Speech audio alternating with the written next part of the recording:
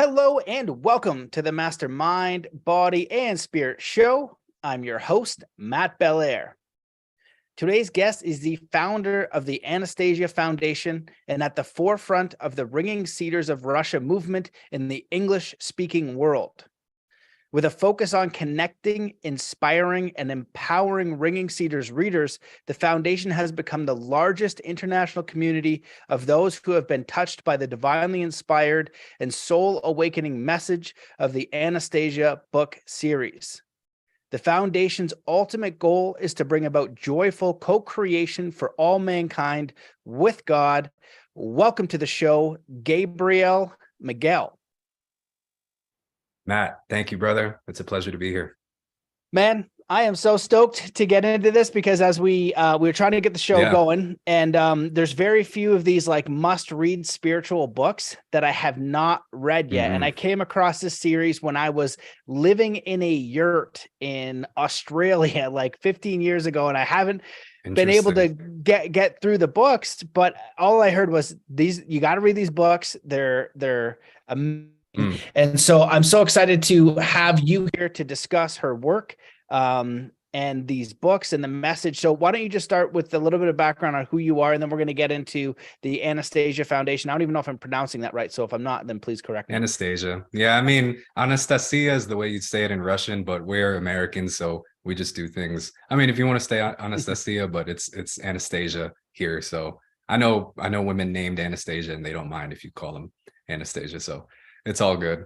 But yeah, so again, I'm happy to be here, brother. And that's interesting. I didn't know that you found out about the books so long ago. So probably this conversation will be pretty interesting for you. And yeah, so a little bit about me is I read the books in 2014. I had heard about them through a spiritual teacher I was following at the time. And I was really looking for truth. You know, I'm a pretty young guy. I'm 28 now. So 2014, I don't know, what was I, 19, 20, somebody correct my math. But I was young and I was just on my path and searching for truth. And I'd already read a lot of books from all the different religions and found things that I considered beautiful and things that were, very contributing to my vision of life and why I was here and what my purpose of being was. But I didn't find something that totally satisfied me. I didn't fully find a reason to work so hard in this world and where to apply my energy and why I was alive and what this was all about and what is the beautiful truth behind all these things, and desperately searching. And I listened to this interview. This guy mentions the Siberian master Anastasia, and those words just like ring in my soul so strongly.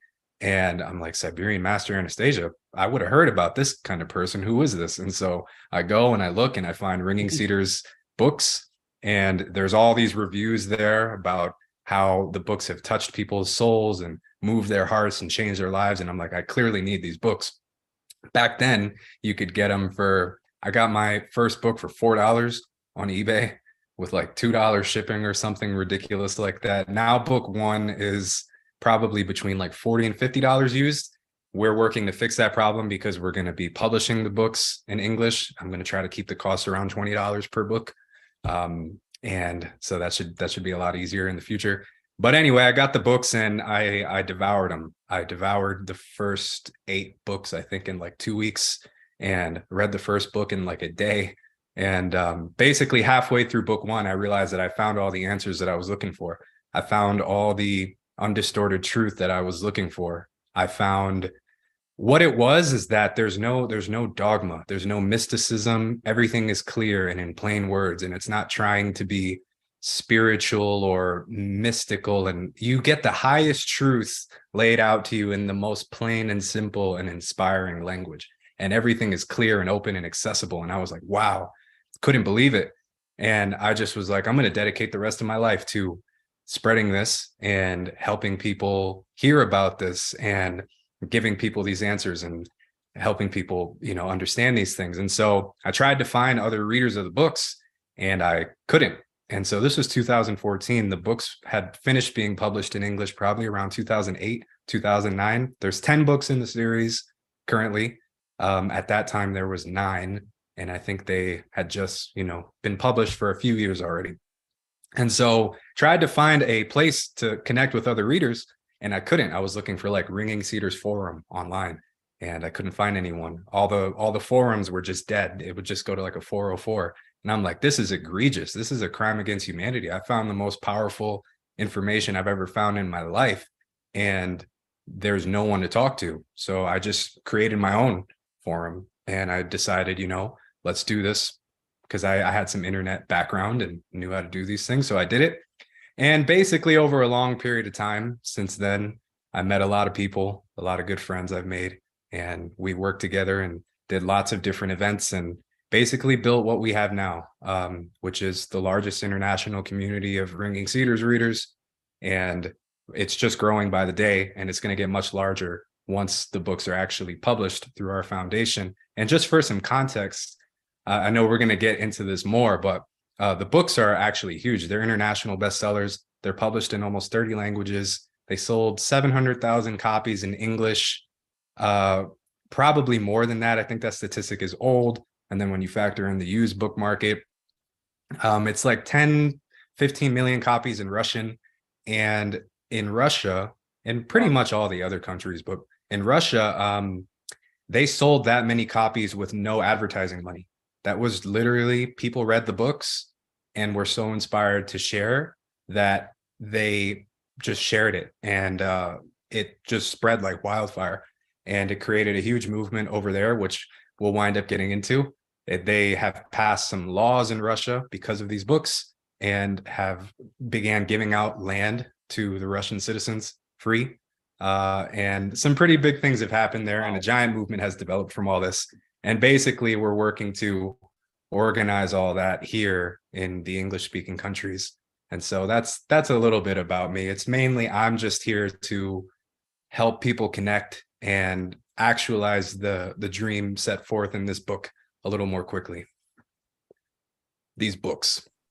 Wow. Well, yeah, I love that introduction, and I love the testimony, and that's what I've heard people say. That's why I knew I had to read it, because of how people would speak about the book exactly as you did. I remember similarly, it was the Autobiography of Yogi. You have to read this book, and it's a very powerful book, and I do think any spiritual seeker should highly consider reading that book. Yeah, it's phenomenal what's in there. And so every time I hear someone who's read these books, they feel the same way. There's also the life and masters of the life and teachings of the masters of the Far East. I don't know if you've come across those, but those are those are really inspiring books as well.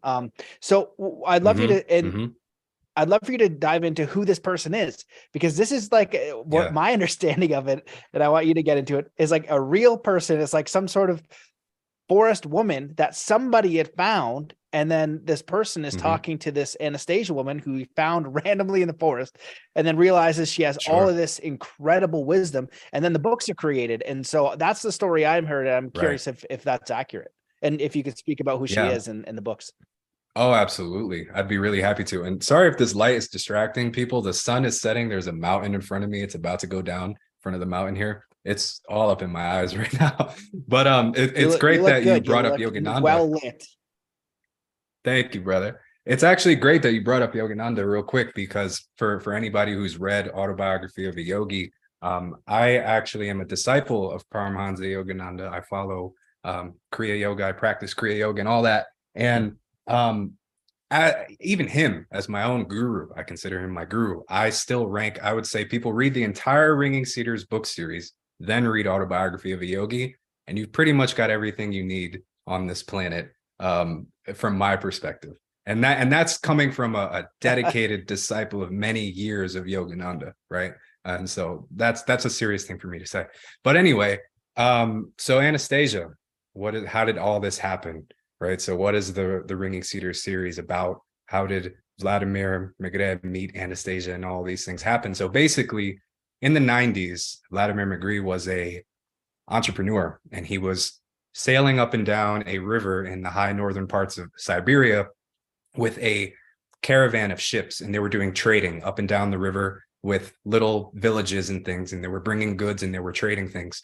And basically, one time when they went on another trade expedition, they got off at a little a tiny little village with, just a couple houses. And he meets two old men, very unusual old men. And they start telling him about this ringing cedar. They start talking about the properties of this cedar. And so they're saying the ringing cedar is a Siberian cedar tree that has reached its maximum age of about 550 years. And they describe the cedar as God created it to store cosmic energy, to store the energy from the stars and the sun and the moon, and to reflect that back to humanity when that kind of energy was running low in our civilization. And so they asked Vladimir, can you basically send a team of your people into the Tyga, which is the Siberian cedar forest there, and cut down this cedar tree and distribute pieces of it to the people? And they start telling him some more. They say, why is it called a ringing cedar? It's because it's accumulated so much energy that if you put your ear to it, you're going to hear a ringing sound. And it's like an electrical power line crackling sound. And eventually Anastasia actually shows him one of the ringing cedars. And basically he can't do it, but he winds up thinking about what they said. He has to leave. And so he leaves, and he's thinking about these interesting old men and what they told him about the healing properties of cedar. They say that the ringing cedar can cure any disease. If you wear a little pendant of it, if you put it on you, it'll cure anything, barring nothing. And so he goes back to Novosibirsk. It's this Siberian city. He thinks about what they said, and he decides to come back next year to try to meet them again. And he does all this research about the cedar and all of its properties, and he's amazed, finds out all these interesting facts. So he comes back and stops at this village, but he doesn't see the old men. He sees a young woman, and he doesn't really see her properly because she's kind of clothed at the time. But she basically says, those two men were my grandfathers, right? And she starts addressing him by his first name, and he never said his name to her. She shouldn't know his name, but she addresses him as Vladimir. And basically she says, I can tell you everything you want to know about the ringing cedar, and I can show you where the ringing cedar is, and I can tell you anything that you possibly want to know. And she says, do you want to come with me into the Tyga, into my home, into the home here in the forest? And he says, yep. So he goes on a 25-kilometer hike with her, and he spends 3 days there with her. And she tells him about everything. Basically, who is Anastasia, right? So he meets her, and he basically comes to find out that her family line has lived separately from the rest of humanity in harmony with God, preserving all the knowledge of mankind's, what she calls, pristine origins since the beginning of time. She's the survivor of a civilization that has lived completely separately since the beginning. And she has perfect genetic memory of everything that's happened in human history, all the way to the first day of creation, even before man was created. And she's been able to preserve all these things because of her lifestyle and the consciousness of the people. And so Vladimir describes her in the book. He says, Anastasia lives in the forest altogether alone. She has no house to call her own. She hardly wears any clothes and does not store any provisions. She's the descendant of people who've been living here for thousands of years and represents what is literally a whole different civilization. She and those like her have survived to the present day through what I can only term the wisest possible decisions. Anastasia was born here and is an integral part of the natural surroundings. She did not go off into the forest simply for a time, as they, such as Buddha, Jesus, Moses, did. She was born in the Tyga and visits our world only for brief periods. And she has one extraordinary ability, is that when she's telling a story, the pictures of the events that she's talking about will arise in the person's consciousness who's listening to it, or in space, like a hologram, like a visible image in front of a person. And the images are three-dimensional, and they have smells and sounds and everything. And she has shown Vladimir pictures of people's lives all the way from the beginning of time, Adam and Eve. She talks about the creation of man and the universe and everything about her ancestors and all the people that have lived before her. And Vladimir says, if you could try to characterize Anastasia's capabilities in one phrase, you could say that she preserves all the experiences and emotions of the members of her extended family, starting with the creation of the very first human, in her genetic memory, and she's able to call them up at will. and she can also model pictures from the lives of people in the future. And so she has retained all kinds of memory and abilities. She can do all kinds of things, such as teleport and heal people and all these kinds of things. But that's basically who she is. Wow. Well, that is unbelievable. From my account of it, I didn't know she had all the mystical powers. So that is incredibly fascinating to learn. The one question I wanted to ask you before we move forward, what is the Tyga again? Did you explain that? Is that just the forest or her house? Or Yeah, what is so that? that's the vast expanse of forest in Siberia. It's huge. It's kind of like an Amazon size forest up there. It's one of the biggest forests ever in the world. Okay, cool. All right. Now I wanted to jump in with some reference points. You know, what you're saying, it sounds a little bit unbelievable. Sure. But I think it's possible because in my own travels of seeking people out like this, I think that's what I did for a period of my life when I was, studying with the monks, and I wanted to train with the Shaolin monks as well, right? The Tibetan monks. I wanted to see if there were Right. enlightened people with these actual powers. I learned a lot of people don't have them at all. There's a lot of deception. Nope. And when I trained with the Yep. Shaolin monks, I realized that there actually were people on this planet that were extraordinary, that were exceptional, that could do things that are Yep. completely impossible to the regular individual. And I'm reminded of Mm-hmm. interviewing Jon Turk, who is the National Geographic Adventurer of the Year. Really interesting guy. Mm-hmm. And he got lost on one of his trips. Something happened and he was in Siberia. And when you said Siberia, it's like, oh, Mm-hmm. that's where he met this woman called Mulanaut and had these mystical experiences. If you talk to John or you speak Interesting. to him, he's like this gruff man. You know what I mean? He's not a guy who's going Yeah. to make up some story. You know what I mean? He's Yep. not the guy who's going to say some crazy stuff, but the story of Totally. Mulanaut, and if you want to check out his show, just search Jon Turk, Jonturk. And it's both the interviews I did with I him will. are absolutely phenomenal. He's a great guy. And when he talks about Mulanaut, it's a very powerful, life-changing, mystical experience, similar to what you're speaking about here. And then the other thing I Right. wanted to bring up for realm of possibility is that one of my teachers was a Mayan elder named Carlos Barrios. And we would talk about Mm-hmm. different mystical things. And I had the pleasure of meeting him in Guatemala. And that Mm-hmm. episode is on the podcast as well. I highly recommend people check that out because I interviewed him in Guatemala and I put that up as kind of like a side podcast when we were there for this very special Mayan fire ceremony that they hadn't done in 20 years. And he would share some of the mystical Yep. experiences he had that are not of this world. He talked about one of his teachers, like, manifesting in a portal on top of the mountain and then disappearing, and talking about how, Sure. the DMT activation and all these things are not that crazy. You just got to know what you're doing. And so he Sure. talked about that, but he also spoke about this summit that he did, or he did a gathering of the elders in 1990, somewhere around there, and I might be muddy on the time frame. And he brought all these elders from North and South America together. And the one Right. like kind of super elder, very special guy, he stayed at his house, and what he said was he was having a shower and he ran out and he said, "Your water is dead." And when he spoke about this Mm. guy, he lived full time in the forest. That's where he lived. He didn't really go into the cities. And it Yeah. brought about this idea for me that how different would your consciousness be? Would your view of the world be? Would your connection with nature and God be if you were fully immersed full time only in nature and what is natural? That's, in Yeah. nature is God's law. It's like, Yeah. it's chaotic, but it's also Right. harmonious. Everything works together. Yeah, things get eaten, but it's Right. a cycle of life. You know what I mean? Like the Lion King is a Right. very Right. silly way to put it. But imagine the No, different it's level true. of consciousness you'd have and the level of distraction we have here. So I just wanted to bring up those two, Right. side points to this, because it sounds like she's another one of those people that truly is Yeah. connected to something else.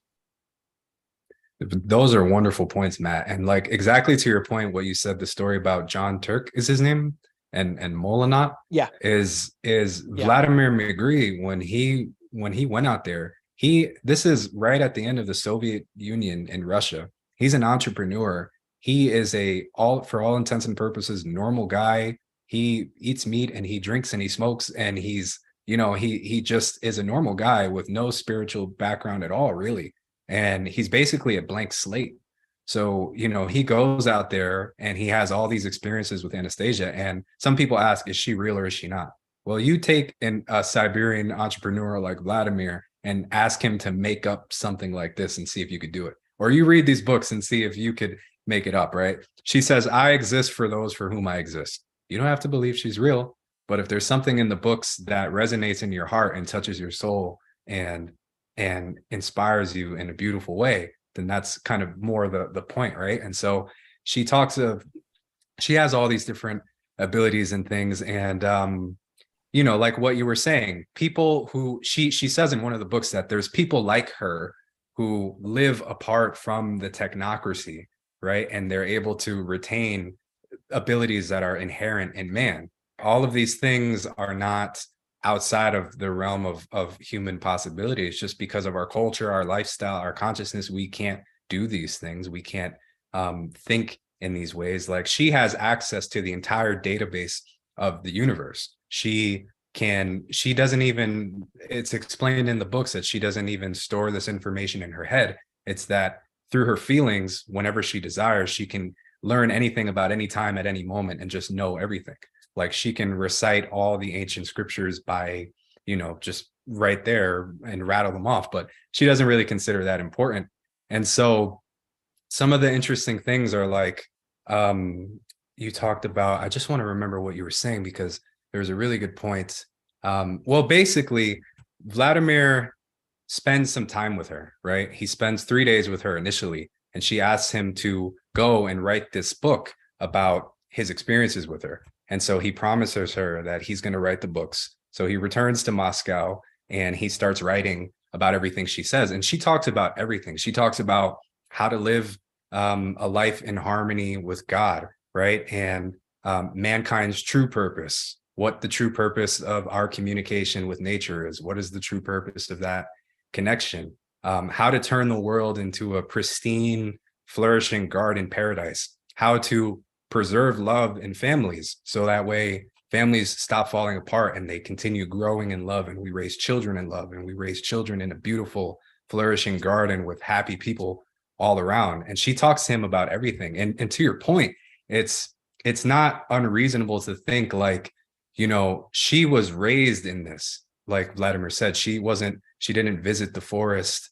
Her family's been living there forever. They've been living in that little glade in Siberia for thousands and thousands of years. And, she is an intimate part of that environment. She demonstrates to Vladimir when he's there that the trees and the birds and everything respond to her heartbeat. Changes in her heartbeat will make the trees start producing more oxygen, or the birds will start chirping faster. And she winds up synchronizing his heartbeat with hers, and he winds up feeling this connection with all the nature around. Right. And all of nature there reacts to her as, basically as their leader or something, that they have the highest respect for her and are connected with her. And so, yeah, I mean, she's retained all these things, and her consciousness is extremely pure. And, probably the purest words that you would read is Anastasia's words. And so she talks about all these things.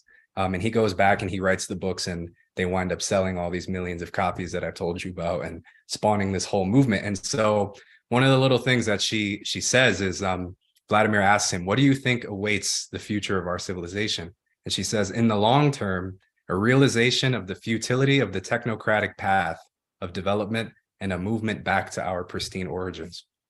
And she talks about, basically, we have a biological system that God has created, all of nature's creations. She explains that nature is God's materialized thoughts, and to commune with God is to commune with nature. Conscious communication with nature is to understand God and the creator, and to live in harmony with him. And so she says we have the technocratic path, which separates itself from that and destroys God's creations and creates this anti-rational system of death and destruction. And we have the biological path of development, where if we co-create with what God has given us, our civilization can reach great heights and all of these things. I know there's a lot to unpack there, so maybe I'll stop for a moment. Yeah, well, that's amazing. And I'm just drawing on correlations from my own life experience, because when you're sharing these things, I'm getting, a little bit of a resonance. And I found when I've on the spiritual path and listened to speakers who were saying some, just speaking about what they've learned, if my body kind of tingles, it's like, oh, this is something that you need to look into. And so it's interesting that as you're speaking, I'm getting like, some tingles about the trees and these other things. And one of the stories I want to bring up is that I had a very powerful mystical experience when I was in Costa Rica, which is one of those experiences that go beyond time and space. And I got stuck in a meditation. If anybody ever, when I meditate, I don't go into some sort of Zen mode. If you've ever tried meditation, mostly it's you're battling your own mind to shut the hell up. And that's how mine is, right? I'm not a master of any of these things. I wish I was. So most of the time I meditate, I can get into a clear mind if I'm doing it for an hour and I'm consistent. It's like practice, the more you practice, the better you're at it. So I can do that, but it's not common for me to get stuck in an 8-hour meditation where I'm stuck into the void in the oneness consciousness. I've transcended all the things, there's no words for it. So anyway, as I learned a lot of things from that meditation, I came back, and one of my teachers at the time, David Lombard, I was speaking to him. And one of the things I learned was how connected the entire planet and ecosystems are, and how wind travels information from all the birds, all the plants, all the animals around the world. That's why it goes over the oceans. I was like, oh, interesting. So I told this to David Lombard. And then I was also aware of how the birds communicated and the deers communicated. So if there's hunters in the forest, for example, the birds are going to send the signal down to the deer so the deer can be aware of what's going on, and everything is communicating harmoniously. And that's just one high level fragment of something that is so complex and really unbelievable. This doesn't even go into like the trees and the plants and the root systems and how all of that works. The more you look into it, that's a great way to put it. You're looking at God's design. And it's amazing that she brings up this technocratic future, because it is, I think at the root of it, it's almost satanic, because it's in the sense that it's something unnatural that steers you away from God, that is inverted, rather than being a perfect divine human being. They're now confusing kids, and it's controversial to say now that men are men and women are women. That's the controversial thing to say now, which I think is absolute. I know, right? You could even make it's just like the craziest thing ever. What's going on now, and so you can see this inverted reality, and you can also see what's going on with the technology and virtual reality, screen time, like the scrying mirror being fully taken away from the natural. And the last point I'll make is there's a book series called Jesus and the Essenes, and one of the things it speaks about are ways to know God, and I'll try to remember all of them. It's meditation is one, a good spiritual teacher is another, study is another. I believe there's 4, and the 4th one is time and nature. Just simply time and nature. And I had a friend of mine who was in Whistler who you wouldn't call him spiritual at all. He's very crass, very crass individual, makes very crass jokes. I saw him a couple of years later, and he just knew a lot of stuff. I could talk to him about the deepest spiritual concepts, and he understood them and knew them and had his own direct experience. And I had to ask him, I was like, how do you know this? How did you figure this out? And he said, all I do is I take my sled out in nature. And that's how, he said, I'm in nature 150 days a year by myself. And I that's when I realized that was a true teaching. Yeah. Well, that's what it is. And man, those are some great points. Can you remind me, you said something, God, I'm kind of blanking a little bit here. Can you remind me of some of the points that you just said, Matt? The 4 ways to know God. Is that what you're talking about? 4 ways to know God. Yeah. Okay. And what was before that? This is where I might actually, YouTube has it. I might have to go back. Gotcha. I just tried, communication with the forest, right? How everything was connected. Right. Thank you for reminding me. And so what I wanted to say is that, you're hitting everything exactly. So Anastasia talks about what is the purpose of communication with the natural world, right? What is our purpose in relationship to nature? right? And so actually in the fourth book of the series, which I have right here, Co-Creation, Anastasia basically says, what God intended for man. And it's summed up in one sentence, right? Conjoint creation and joy for all from its contemplation. And then basically there's a question, what may bring joy to everyone in the universe? And they say birth. And the birth of what? A birth in which will be included particles of all, right? And basically this is God responding, actually. This is God saying conjoint creation and joy for all from its contemplation, right? And what is conjoint creation? It means, well, God basically gave us this world, right? He created the universe from a thought, and then he dreamed it all into existence. And then he put us here amidst this beauty, which he created for us, and basically said, steward this and be fruitful and multiply, right? And that kind of thing. And so we take this canvas of nature, right? And we can give a material embodiment to our spirituality and our love and all these things, like God did. Basically what he did is he created the Garden of Eden, and then he put Adam and Eve here, and he created a space for us. And so talking about conscious communication with nature, right? Anastasia says that God has his material body is the universe. Therefore, consciously communicating with these materializations is to directly communicate with God, right? And so she talks about the idea of what's called a kin's domain, which is a 2.5 acre piece of land where basically you say, I'm going to settle my family line here, right? I am going to create a beautiful corner of paradise for myself, the person I love, and then we're going to have children here, or we're going to raise our children here, and we're going to pass this land down in perpetuity to our descendants, right? And the purpose of the kin's domain, the 2.5 acres, why specifically that size, is you're supposed to have a direct relation with everything that's growing on that land. You're supposed to be able to consciously communicate with everything that's growing there. And so she basically says that two people who are in love, right? She talks about finding your soulmates, right? And some of this might sound impractical. Some of this might sound like I'm talking about some paradise thing, but we're talking about the most essential things, honestly, our connection with the land, right? Because we all live on the earth, but most of us don't have a piece of it to call our own. We don't have a piece of the earth that's ours. We don't have a space for our family that we can give them and they can grow up in, right? Some of us are blessed that way, but most of us aren't. Love, right? She talks about the importance of finding your soulmates and happy families. That's the most practical thing we can be talking about, because the whole world is made up of individual families, right?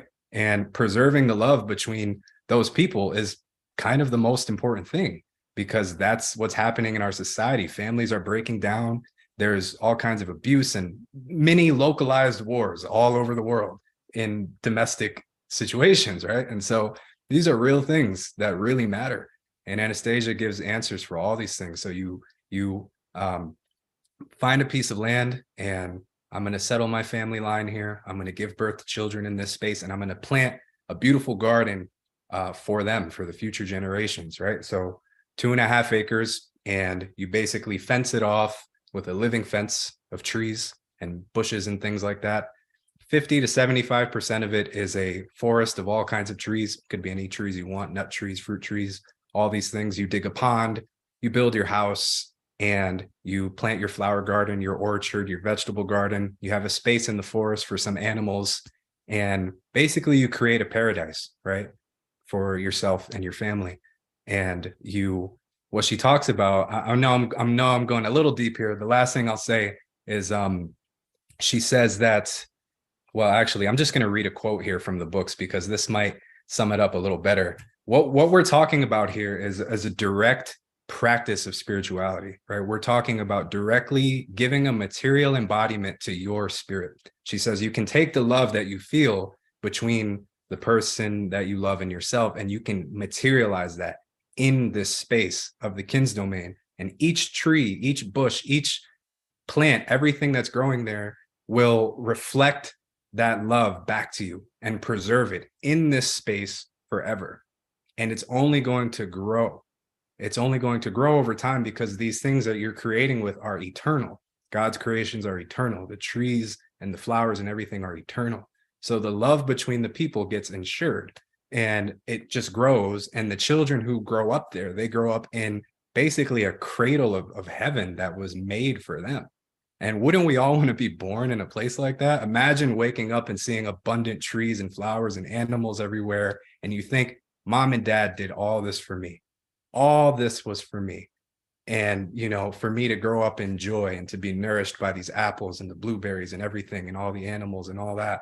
And so what we're talking about is the future of the world, the new civilization. And she talks about, you know, giving a material embodiment to your spirituality. And so one of the quotes from the books, which I always read, which I think sums this up really well, Vladimir says, let each one of us take a small plot of his land, 1 hectare, pull his whole mind and whole spirituality together and create a very small but concrete paradise.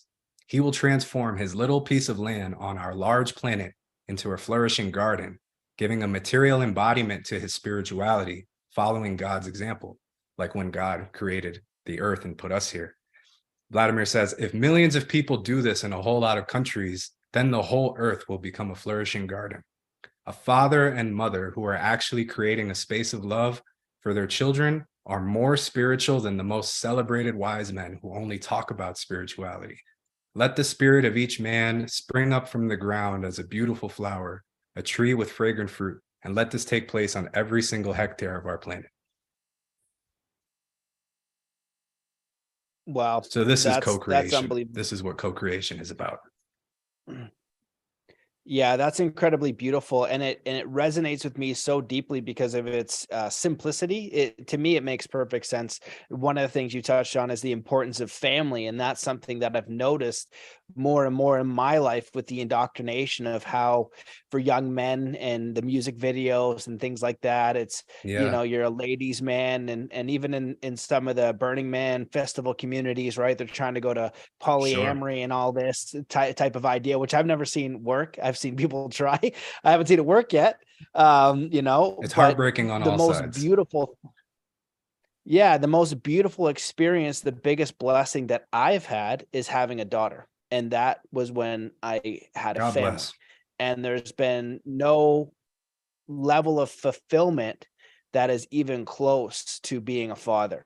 And that is something that, you know, for me, I thought would happen, but it wasn't something that I was like desiring. I wasn't like, I knew there's going to be a point, but it wasn't even in this like new agey spirituality. They don't talk about so much family or relationship or the importance of that and how beautiful and wonderful it is. And then again, on the, you know, the deceptive and what I call the satanic urge or the inversion is the, you know, this idea of just, you know, sexuality and perverseness and essentially the breaking of the family, any action, any agenda, any idea to break the family unit, which is probably the most spiritual and beautiful thing that you can do. And I'm reminded of one of the teachings of David Lombard that he would say all the time is that he goes, you know, your electricians are more spiritual than your spiritual teachers.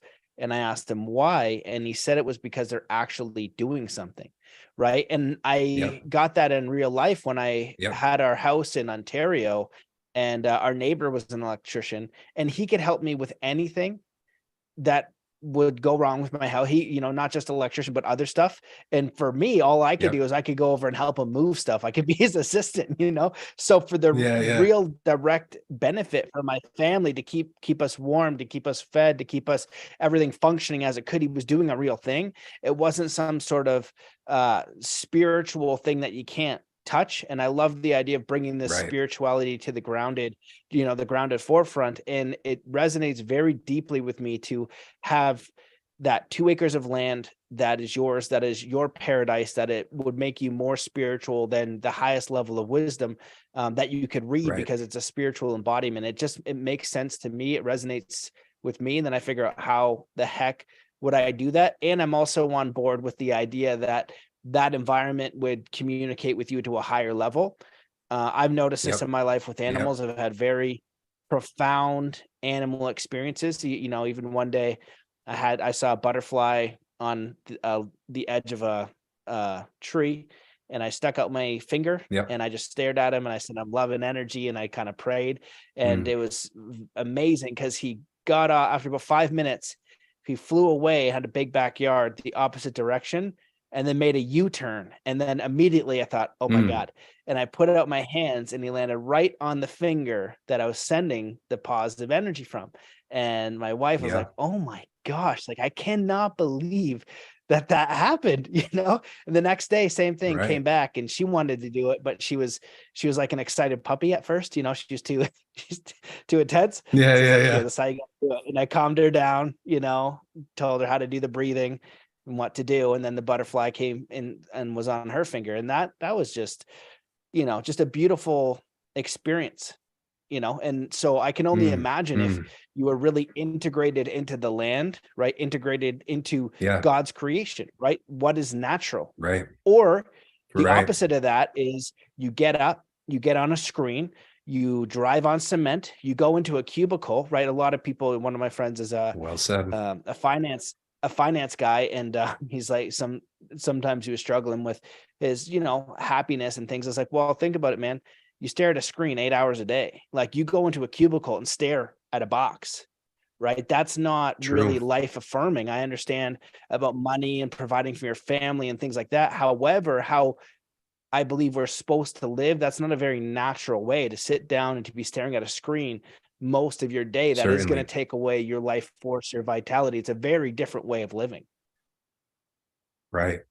Wow, man. That's amazing. I mean, there's so much there. And like one little example where you're talking about with the butterfly. So Anastasia she wasn't just born into her place where she lives now for the first time. Her family's been there for thousands of years taking care of this one particular piece of land. She literally is so embedded in that environment. All the animals there completely obey her. A wolf, a bear, eagle, squirrels will come and bring her cedar nuts from the trees, and they will shell them for her and put them in her hands. And everything there completely listens to her, right? And it's because she is familiar to that environment. Like everything there, they saw her when she was born. Like she's born outside. All the animals, they witness this, and they feel this instant love and attraction to take care of this child. And she says, all the animals in creation endeavor to feel the light of grace coming from man, the light of love that can only emanate from man, and it can't emanate from other creatures. And they want that. And they're happy just to do things in return for that, because that's what they want. It's like the sunlight for them, right? And so all the animals there just happily and joyfully serve. It's like, why are our dogs so loyal to us? They want our love, right? And so that's just a small example.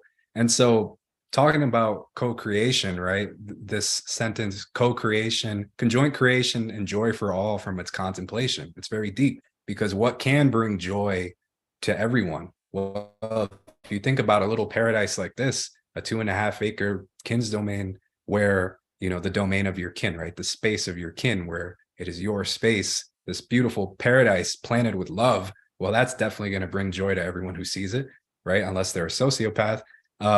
And a child born in that environment it's kind of like the ultimate thing that we could do. It's Vladimir said in the quote that I read that we're following God's example by creating a little paradise like this, right? And why does he say that? It's because God did exactly the same thing in the beginning. He created the most unbelievably beautiful garden possibly imaginable, filled the world, created the universe with all these wondrous things, the stars, the sun, the moon, the birds, the water, the trees, the fruits, all this beauty, and then put us there to enjoy it. And it's the same thing, right? It's like we can actually repeat that. And so we're actually living in God's image. Is you can take a piece of the earth for yourself, for your family, create a beautiful paradise, have children there, raise them here, and hand that on to them, and keep doing that in perpetuity, right? And then so what happens, actually, the kin's domain is just the beginning piece of it. You get what's called kin's domain settlements when multiple kin's domains are created next to each other. So now we start getting into the big stuff that's really happening in real life. The huge movement that's all around the world is the kin's domain movement, where like in Russia, they have like 1,000 settlements, And the largest ones have 300 to 400 families, each on 2.5 acres of land. They've been there for like 25 years, the oldest ones. The books were published in the 90s in Russia. And so actually there's a giant movement happening over there. And if you look around the surrounding Soviet Union countries, former Soviet Union countries, there's a bunch of Kinsdomain settlements all throughout there, Ukraine, Belarus, wherever, spreading throughout Europe and now in North America and in more of the Western countries and English-speaking places. So there's a giant movement happening there. I've been there. I've seen it with my own eyes. I went to a settlement in 2016 that had 400 families on it, each with 2.5 acres. It's a whole different world. It's, you know, and the interesting thing is that not every domain is the same. You actually embody your current state of consciousness on the land, because some people will take their land and they just build like a giant 2-acre house with a bunch of buildings and they park their Range Rover in the front. And then the other people there will create a flourishing garden, a fully grown hedge you can't even see inside. And there's a little house with an overflowing flowering garden, right? And there's this huge spectrum of what gets created, but it really is an accurate barometer of what you are, right? Because it shows how in harmony with creation you can be, right? And so it really is embodying spirituality in a way that has never really been done before, and is creating a whole new civilization. Like on average, people there plant a couple hundred trees on their domain and like 2,000 bushes. You scale that up to a giant settlement of people, and you have the largest self-motivated regeneration movement in the world, basically, because you don't have to pay anyone to do this. They're going to plant thousands of plants. And anyway, the list goes on. But yeah, this is really mankind's purpose, is Anastasia talks about perfecting the dwelling land, right?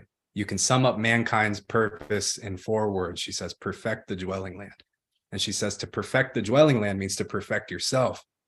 It's to raise yourself, to perfect your own consciousness in this infinite feedback loop of there is no limit to that, right? There is no way to discern what the limits of perfection can be if we continue in that loop, in this biological loop, like co-creating with God and his creations.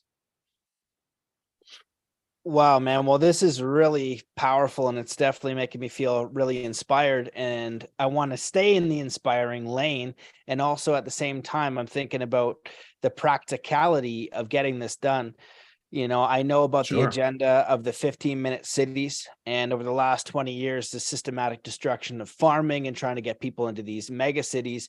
And there's an old movie, Conversations with Somebody, and they have this clip where they're talking in a restaurant, and he goes, the basic premise of the conversation is, you know, do you ever see a lot of people in New York who say they want to leave, but they never do? Imagine it's a prison that people have built themselves, and they have a sense of pride of this place and they never leave. And that's kind of how I see cities.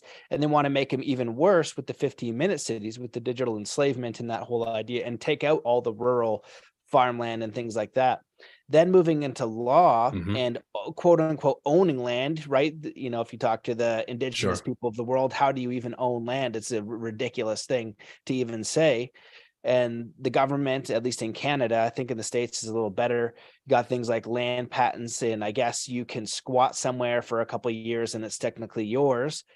But the basic idea, they have stuff like land patents in Canada too. Yeah. So the basic idea really is that, you know, the government has no power over you. However, they will use coercion, force, deceit, you know, everything else to make your life very challenging. But at the end of the day, this really is God's land. It really is God's law. And I'm curious if she provides any kind of support in making that happen, because I've thought about it as a lot. The financial cost for me to do that, unless I want to move to the prairies, which maybe my life would be better if I were at some certain state of the world, but it's not a place where I naturally want to go. It's not a place that I am inspired to go. It's the only place that I could actually even afford to buy a land and then a house and a whole thing, and everything else would almost have to stop. It would be very, very challenging endeavor because of just the cost alone. And people living in the city, they can't even wrap their head around it. Why would I pay 200 grand for this land to do this? So the idea is something that deeply resonates with me. And then I just think about, how do I even begin to do something like that? Right. That's a great question. And one thing I want to say to your point about cities is that she says, we shouldn't all necessarily go run off and live in the forest, right? Because we're all equally responsible for this mess of civilization that we've created. And someone has to clean up the cities too. So there's people who have read the Ringing Cedars books and don't necessarily feel the impulse to go out and buy land and create a kins domain and all these things, or they might see it as something way out in the future. I know a guy in our community who's been looking for his piece of land for like 20 years, and he's about to probably move soon and buy a piece of land, but he's been on his journey that whole time. And so she talks about a beautiful future for the cities too. She says that Moscow in the future, in Russia, the Moscow River becomes so clean that people come from around the world to drink its healing waters, right? And that there are kins domain settlements built around the city. The city is green and beautiful. There's no pollution and all these things. So it's not like we completely forget about the cities and we go away. We all should do our part, right? She tells the story of a young boy in the future of Moscow who basically gets inspired to make the city green and beautiful. He's like, you guys say the city is beautiful, but it's like all just stone and death. Like, what's so beautiful about this? And he becomes an architect and learns how to design beautiful living spaces and gets his plans approved and begins making the place beautiful, right? So there's a bright future for the cities and all these things too. And it's really just depends on the person and where they're at and what they're ready for, right? I mean, I read the books almost 10 years ago. I still don't have a piece of land, and I'm probably going to soon. But it's all relative, right? Everybody's on their journey. And so with making it happen, right? I mean, I'm totally aware of the stuff you're saying. The World Economic Forum, it's 2030. You'll own nothing and be happy, right? You know that article. And I remember in that article they were talking about, and there was these people, once the robots started taking over everyone's jobs and everything started happening, people who thought it was too much for them, and they started creating self-sufficient communities outside of the cities, right? The World Economic Forum article talks about that, and they're aware of what's going to happen, basically, and it's going to be people living like this. And really, there are some difficulties with financial things or legal things. There are solutions such as land patents and things like that. And she does talk about basically how we can make it all happen. For example, in Russia, because she's from Russia, the books are written in Russia. She talked about how they need to get a law passed, not just in Russia, but everywhere, but starting in Russia, for the government to give out 2.5 acres of land to everyone who wants to do this. And so currently at the national level, there's a law on kins domains waiting to be voted on in the Russian Duma, which is like the Russian Senate. They're voting on that. It's probably going to pass, and they're going to give out land to everyone. They already did in a whole bunch of regions in Russia. In the Russian Far East, they passed a law where anyone can get 2.5 acres of land there, basically for free and with no limitation or taxation or anything like that. And so they passed laws like that in other, you would call states in Russia. There's a region called Belgorod where you can get land for free. It's a nice place to live, actually. I have some friends who created a settlement out there. They got 150 acres of land from one application with the government, and they have a whole thriving community there now. And they're like my age. And so it's really interesting. And so basically, she does talk about how we should try to get our governments to pass these kinds of laws. She does talk about how the first people to want to organize these settlements would be like entrepreneurs and people who are either financially stable or capable with their skills, right? Because it does take effort and work to make something like this happen. If you want to create a community like that, for people who are more of the dreamer type, it's going to be harder to manifest because it takes action, right? So she encourages people to find creative ways to use their resources to save up money and to make things happen, right? And she also says too, to your point, that the first step to creating a kins domain is taking a piece of land in a place that is desirable to you, right? In a climate that's favorable to you, and thus it would be favorable to your descendants and all of these things. And Vladimir's like, well, you can't just go and take a piece of land anywhere you want.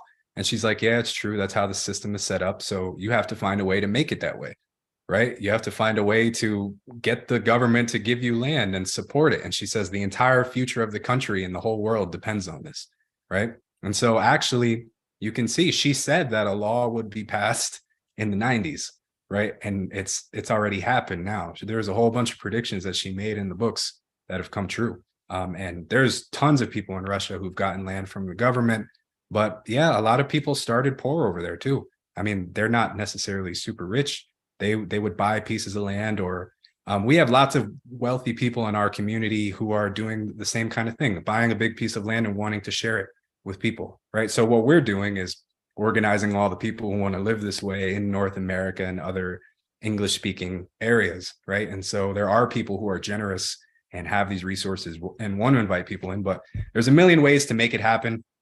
And, you know, even if a person doesn't feel ready to live on their domain, they can still have this consciousness and live a more beautiful life and make the cities beautiful, or just make everything around them more beautiful. So I hope that answers your question a little bit.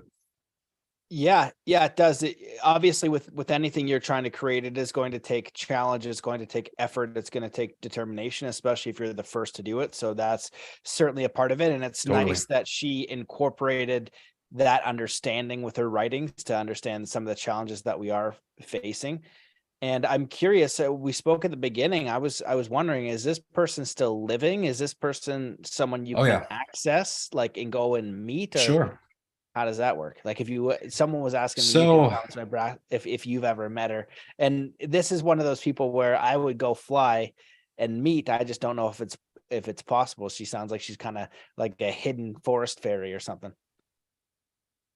that's kind of how it is. She doesn't necessarily invite people up to the Tyga to meet her, but what she does say is that her thoughts are everywhere in space, and if people want to communicate with her, they can. So have I met her in person? No. Have I met her in my heart, in my soul, and in my mind? 100%. Do I talk to her all the time? 100%. You know what I mean? So have I communicated with her? 100%. Have I and millions of other people communicated with her? 100%. Right? It's kind of like someone who has the omnipresent state of consciousness, like a master like Yogananda or Jesus or someone like that. They're everywhere and they're for everyone. You can communicate with them, but there's not really much of a reason to go see them. They can do everything they need with you from a distance. And like you're pretty good on that end. But she's a real person. And I mean, you don't have to believe it. And that's not really even the main point. She says herself, I exist for those for whom I exist. Right.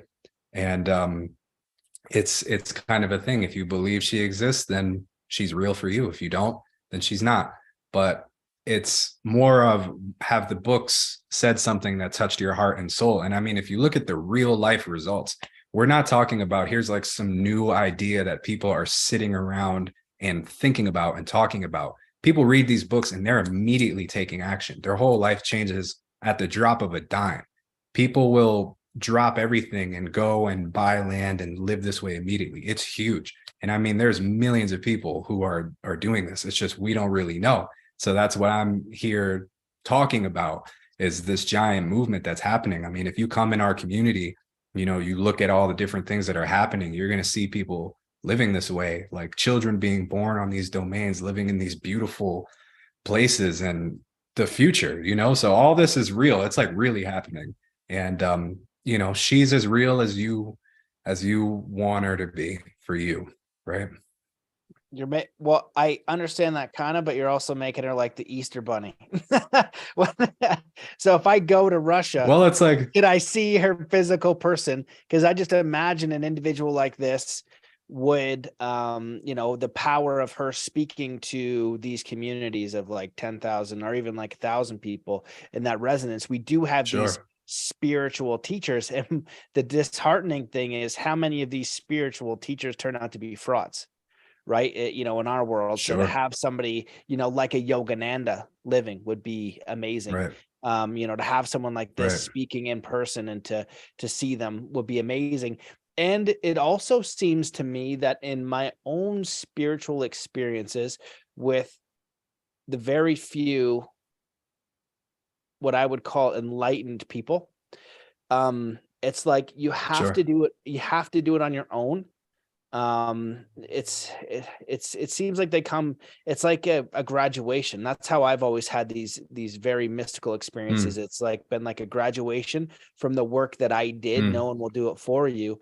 Apologies, my Yep. lights are flickering. I don't know what's going on. She's here. All um good. so I have seen like that type of thing, because if it's easy and anybody can do it, no one's going to do it. You have to want to, within your own ability and your own will, to want change, or to want a spiritual connection, or to want growth. No one can do it for you, and it can't be a guarantee. It can't be like, I would do something, I have this job, for example, and this is just a hypothetical scenario. I have a job that really doesn't Sure. contribute anything to society, but you know what? I'm making a lot of money and I got a family to feed, and I'm just making that money. And maybe even that job doesn't help people, maybe kind of harms them in some sort of way, but you justify it in your mind. But Yep. I would live my purpose if I could make, the same money I'm making, and if it were absolutely guaranteed and there would be no risk at all. Well, the Sure. spiritual growth comes from you doing it with no guarantee.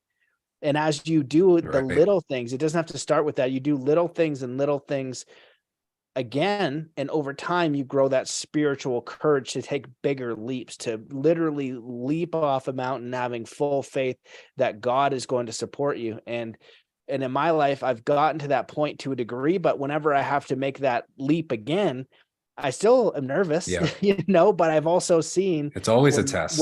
when God has supported me out of absolutely nowhere, and I know for absolute certain it is divine intervention, for like, hey, way to go. Because in almost all spiritual teachings, they speak about the difference between pursuing materialism, or the world, and objects and money, mammon, and the spiritual Yep. world, who you are, a connection with everything, a Right. connection with God, a connection with divine, your relationship with all the people around you, your family, your friends, everything like that. That's the most important thing. And as you said earlier, the relationship with your family, how that is the central and most Yep. important thing to being a good spiritual, awakened, enlightened person. It is the mastery of family. And if you look back in time, we really had those values, and you're seeing the result of that decay. And I do think that that has been at the sole purpose of the agenda to disrupt our harmonious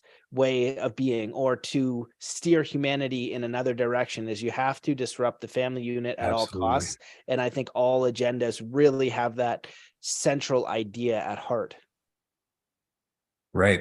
And so what you're saying there is disrupting the family union. And to take it further, it's like the love between the members of that family union. If you can sever the connections of love between the people in that family, you've done it.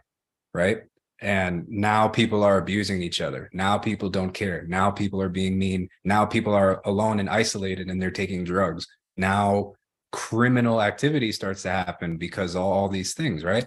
And basically what I'm talking about, and what Anastasia talks about, is the preservation of love, right? How can you take that spark of love between a man and a woman and fan that flame into something that never goes out forever, right? That is how we should be living. And that's how God would want us to live.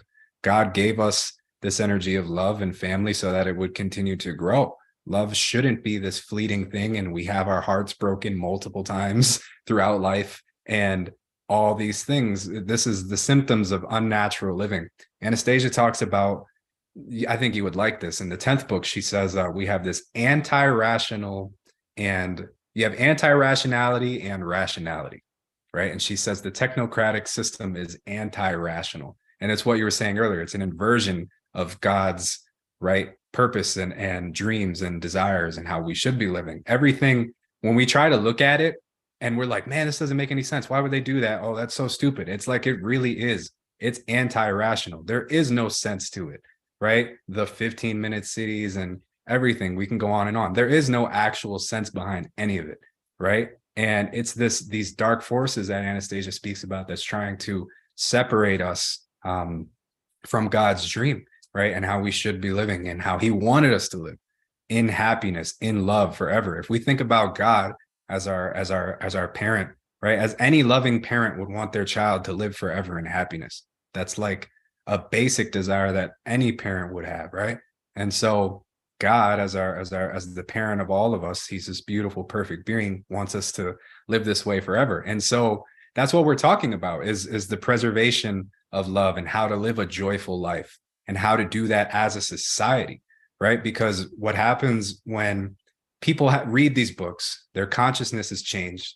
They start to say, oh, I desire these things. I want to co-create. I want to, live this pure life. I want to live in harmony with the earth. I want to raise my children. This desire for having children, right? Which is a desire that's going away from a lot of our society. Like Japan is like barely having any children. They're like in a crisis because of the lack of children that are being born there, right? That's kind of a thing. And so people are inspired to live this way. And so basically you start to have this large scale societal transformation, right? 400 families living with the same aspiration for life, right? They all want the same thing for themselves, their family, and their children. You've created a whole new society.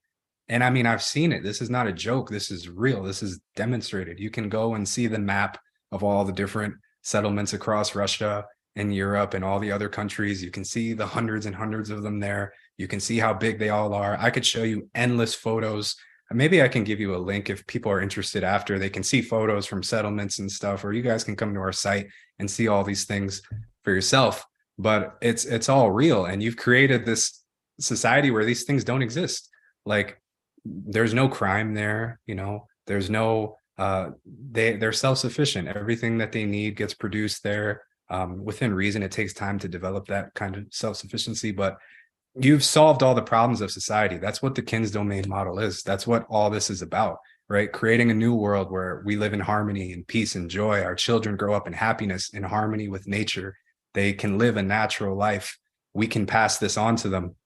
And if you want to go even deeper, she's actually solved what I would say, one of the key problems that the spiritual traditions of the past have been trying to solve, which is reincarnating into this wheel of suffering, as they say, right? These lives of we continue suffering and the world is suffering, that whole thing. Why is the world suffering and why is it something that we need to escape? Well, it's because our lifestyle and our culture created this world where everybody's suffering.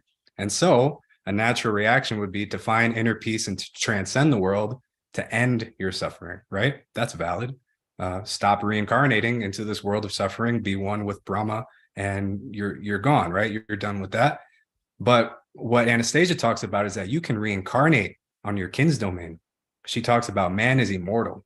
She says the immortality of man is in love, right? And if you can create a space that man aspires to with his own soul, and if people think about this soul with love, he can reincarnate back into that spot.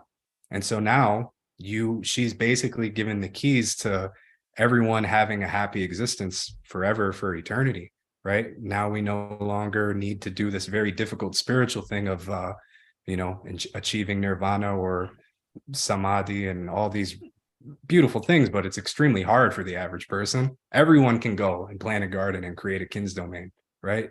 I've even seen elderly people do it, people in their 80s and 90s, even if they can't walk that much, they're so inspired to go do this that they try, and why not?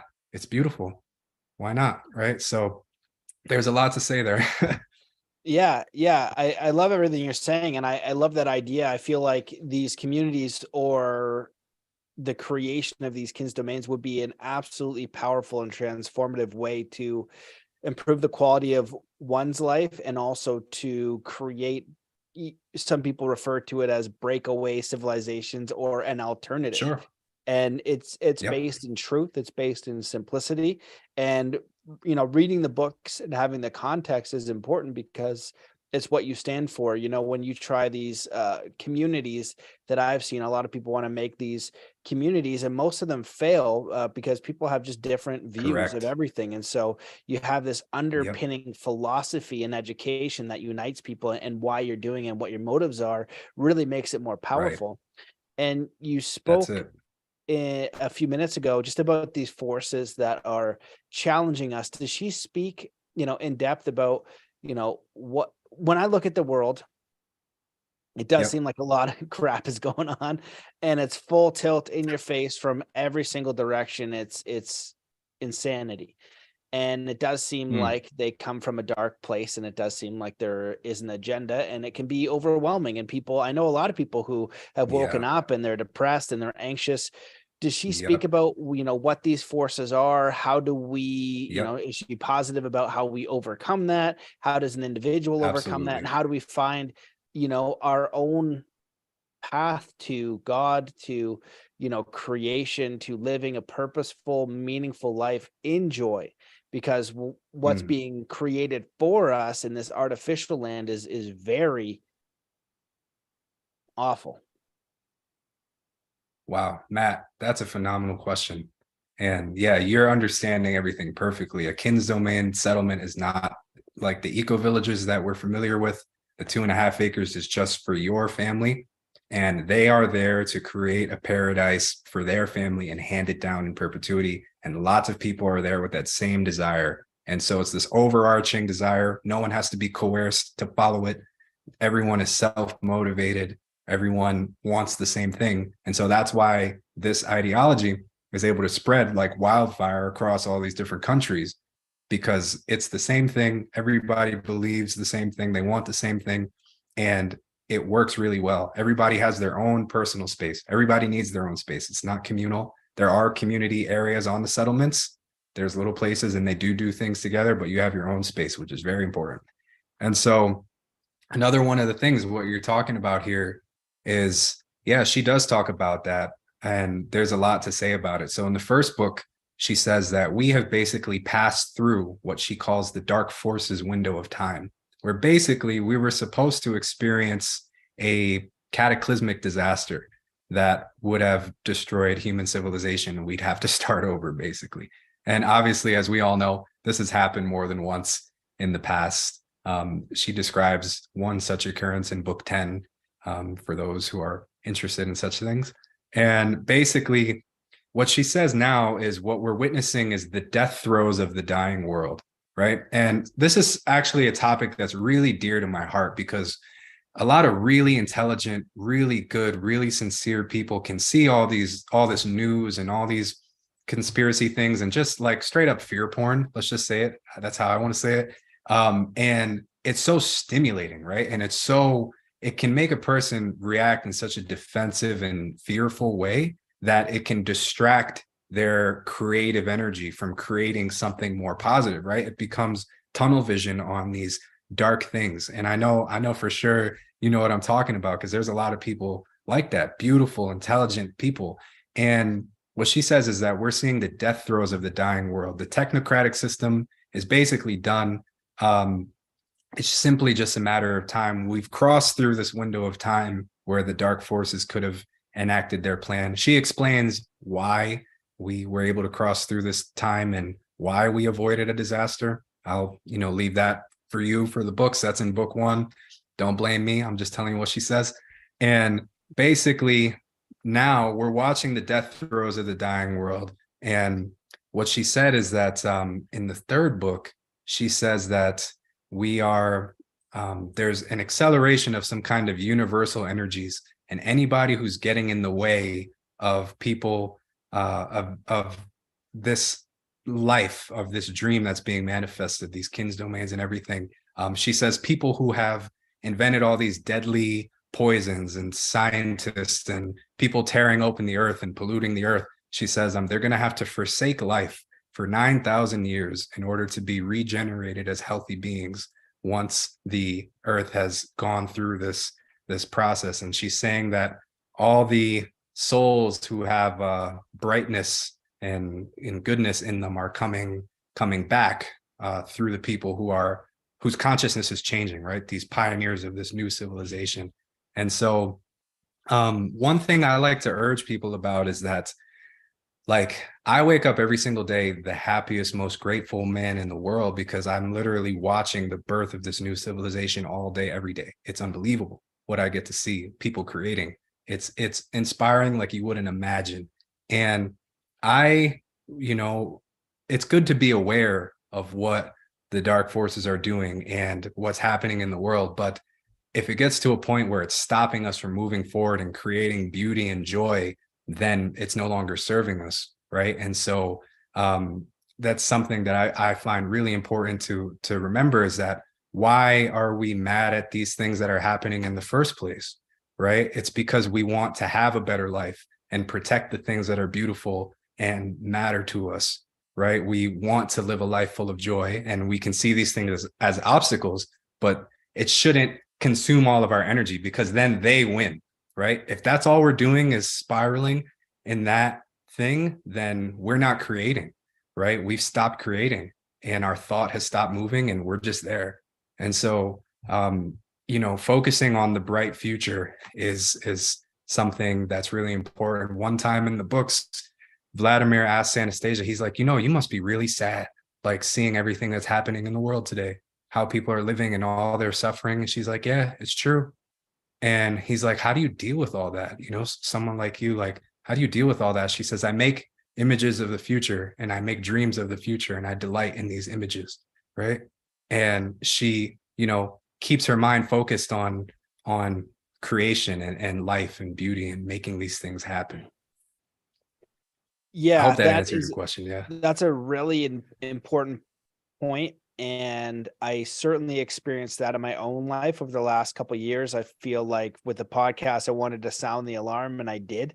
And then what's that one quote? If you stare too long in the darkness, like, be careful, it stares back, or something like that. Those ideas, Yeah. or it kind of gets on you and it gets over you. And it's challenging to stay too much in that dark agenda.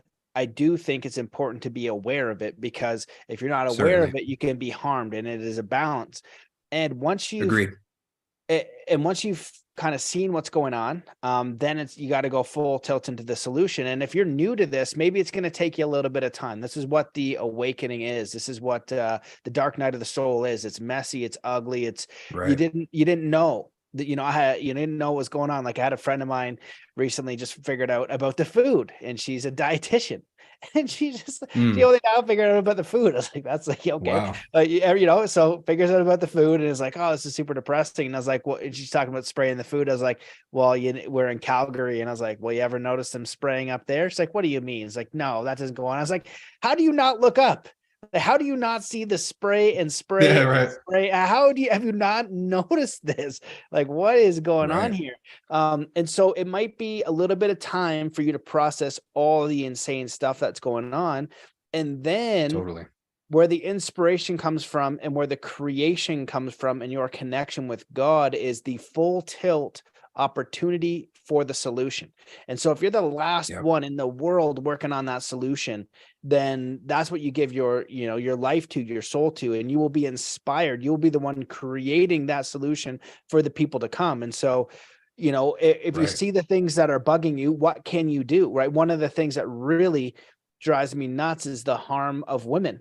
And it just any injustice in general really, really bugs me. But when people are manipulating kids and harming women and messing up kids. So one thing I can do, and this is what I've decided to do after really thinking it through for a long time, is to go back and put more energy and focus on the project of Zen Athlete, which was the idea to Trojan horse self-mastery and spirituality through sport. Because you're not going to go to a kid and tell them how to meditate or be a better person. However, if you tell them they're going to be better at sport, there's an opportunity to bring forth these new ideas. And so I really don't think our education system is doing a good job. I think it's indoctrination and harming kids in every way. And it really bugs me. And if I look at every single way it's harming kids, it creates an emotion of anger and all the negative ones I don't want to experience. And when I think about the solution and what is possible, with educating these kids and helping these kids really find themselves and to be inspired. It makes me feel a different way. And so when I put my focus there, I feel different. So this is definitely something that I've had to go through, and I recommended with my coaching clients when we were working through some stuff, as some of them were getting new to the picture. I think you got to have a clear idea of what's going on. And it's pretty clear, but once you figured it out, then you go, okay, of these issues, what's really bugging me? What can I put my life force into? What can I start steering towards and creating the solution? And that's the most important thing, because you are in creation. And when you're in creation, you're in spirit, you're inspired, and you're aligned with God and what you were put here to do. And if this is a spiritual realm, we all have purpose. And I love and prefer the idea that we were all created by a creator, put here for this time. And not everyone's going to be able to walk the path, but those who can see that's your job, is to walk the path, is to show this for the example for everyone else who is asleep and has the opportunity to now see, to course correct. Everybody has this opportunity. It's their own free will to choose darkness and evil and deceit and materialism and ignorance.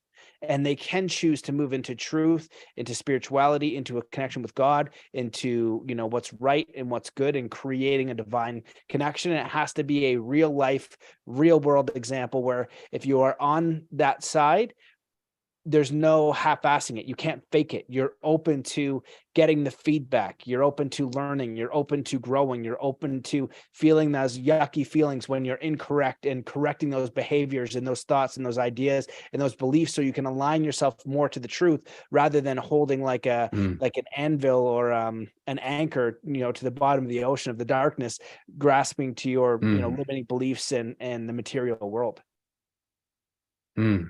Wow, man, that's so well said. And like, I couldn't agree more, that we have to be aware of what's going on around us, be aware of your enemy, know your enemy, but that's it, right? It doesn't need to be anything more. And one thing I like to say to people is that we are aware of the general direction of the dark forces, right? Like, we know they want more control and more separation from nature and more inversion of the things that are natural. So when we see it happening around us, it's not surprising anymore.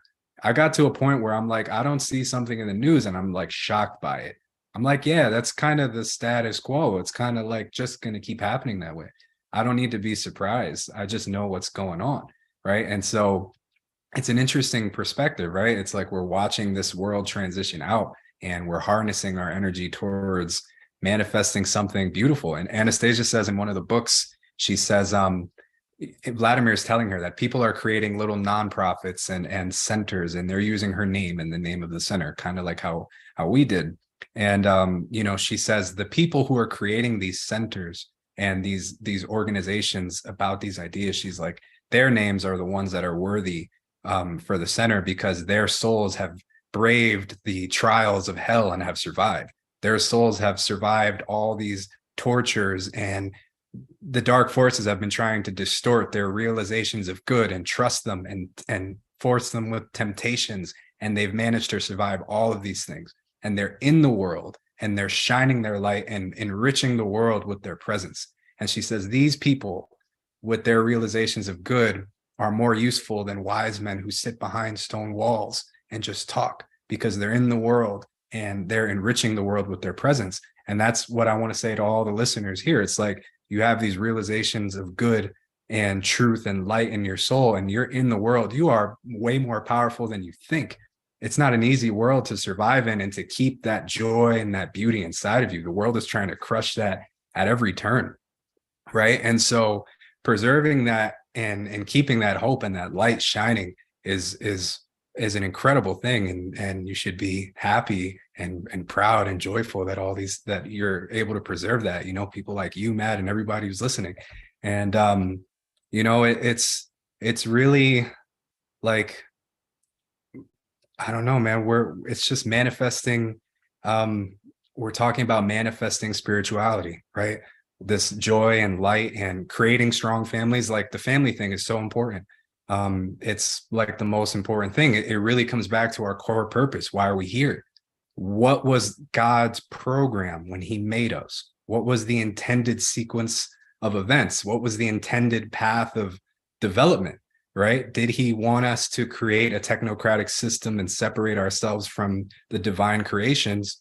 he knew it was possible, but certainly he wouldn't have wanted it, right? And basically, the Ringing Cedars books say that we've gone through this whole development of this technocratic path, and we've basically learned the lessons of that. And now we are coming back to this, what Anastasia calls our pristine origins, you know, the origins of man and our pure essence of being, and coming back with the learnings of all this so that we don't repeat it again in the future. And now our society is on a trajectory that we can't be knocked off from. She says we pass through the dark forces window of time, and we are going to go forward, and that's all that bad stuff is never going to happen again, you know. And the birth of the new civilization is here, and it's very practical at the same time. Maybe some of the stuff I'm saying sounds utopian and all these things, but it's really not. And we're talking about the most practical things. Land, right? Whoever controls your land and your food controls you. So if you control your land and your food, you've struck a huge blow at the anti-rational system. Now, if your family is living in love and joy, our women are giving birth to children happily, healthfully, without any pain, and in on their own terms. Now we're creating a whole new society, and they whatever they don't want to see that. And this is everything that we're talking about here, right? It's family, it's love, it's joy, it's a beautiful world, and it's real. Like the last point I want to say is none of this is theory. Everything I'm saying to you has been demonstrated in practice almost as long as I've been alive, if not longer, which is, you know, pretty significant. Yeah, absolutely. The solutions that are going to work are always simple and elegant. And the basis of control is to, you know, the monetary system is one. And then even more fundamentally is your food, which is something that's happening. Yeah. And the other thing about the utopian idea, one thing that's been helpful for me as of the last few years is knowing that I can only do what I can do to help in my world, that the bigger picture of the agenda of whether it's human trafficking or starvation or injustices that are everywhere, I can't, you know, unfortunately go touch a button to stop it. And it makes me feel very disempowered to go that way. And what I could do is look at those things. Where am I getting my food from? What can I do in my world? Do I have right livelihood? Does my work contribute to other people? When I exist in the world, right, I have a spiritual podcast, and it's funny because I'll go down and I'll say something ridiculous to my wife, you know what I mean? And then I'll make a joke that, you know, I was just on a spiritual podcast or whatever. And, you know, I'm just me. I enjoy the topic of spirituality, but I'm also pretty cheeky. And I also get frustrated and I'm angry, and I'm a man who gets very frustrated, and I don't like to be messed with. And so when I go out in the world, I need to make sure that I'm being kind, that I'm being compassionate, that I'm being the best version of myself. I'm making people, you know, smile by making sure I'm not faking it, right? It's the resonance, like the cedar tree. You don't fake it. It's how good is your world. And that's like my own mastery, right? So the better my world is, I'm in the state of gratitude and understanding and seeking the truth, and just being aware, you know what? I got real mad there over something stupid, okay, be aware of that and just let that go and consistently improve, but really be that example on a day-to-day in every single thing I do. It's not that I'm spiritual only when I'm interviewing you, and then there's people out there that listen to us. And that's the point when I'm spiritual. It's like everything when I'm in the world, when I do everything, that's when I have to do my best to be that example. And I try my best to do that. And I just enjoy spirituality, and I want to grow, and I want to improve myself, and I want to be a catalyst to helping people improve their own life, but also to creating a better world. And when everything is so dark and so upside down and so crazy, the opportunity to do something good and to create is everywhere. And to create is to be in alignment with the creator, is to be in alignment with your true and higher self. And that's where we're inspired to be a part of the solution. That's why you're here. And if you're doing that, if you're committed to that, if you're aligning your will to that, you will be supported by something greater. And then you're going to know for sure that there is a God, that you were created, and that there is an unseen force here, and what you do matters. And all of this agenda, one of the other big things that they want you to believe is that you're insignificant and you don't matter. that what are you going to do? You know, the earth was 27 million years and we're floating through space and to this infinity bubble, you know, and you're going nowhere. And, you know, what you do is a blip. It's like so insignificant. That is the biggest load of shit ever. And what you do matters, and you are here for a reason. And it's not to, this is the distinction that I think is so key. It's not to change the world. That's not up to you. It's to change your world, to get in alignment with yourself, to your unique contribution to everything. And that's how it works, because the rest isn't up to you. You have to choose that in spite of everything, in spite of these challenges, in spite of these, you said it earlier, like these things that want to throw you off track, you know, enticing you to do the wrong things. You have to make those choices. And that is how you change your world and affect positive change. And that's not an easy thing to do, because you have to go in faith. And that's why I know people doing it for real. They're not faking it. These people around the world that I consider my friends and my brothers and sisters, these authentic people, they resonate different, because I know they all had to cross the hurdle. Nobody got there on a free pass. Nobody was like, hey, yeah, you know, here's everything you want to create in your solution for helping people, your money, your house, everything's all lined up. No. They had to like let go of something and take that leap and then create it. In every single instance, they're happy they did. No one ever said, I'm so glad that I'm so disappointed that I let everything go to pursue who I was or to make these steps. And it doesn't need to be cut everything away. It's those little steps over time. Just like if you want to change your health, you want to change your trajectory, you want to change what you're doing, little step, little commitment every day, little bit of improvement, but adding your will, adding your intent, adding your soul, learning how to communicate with nature.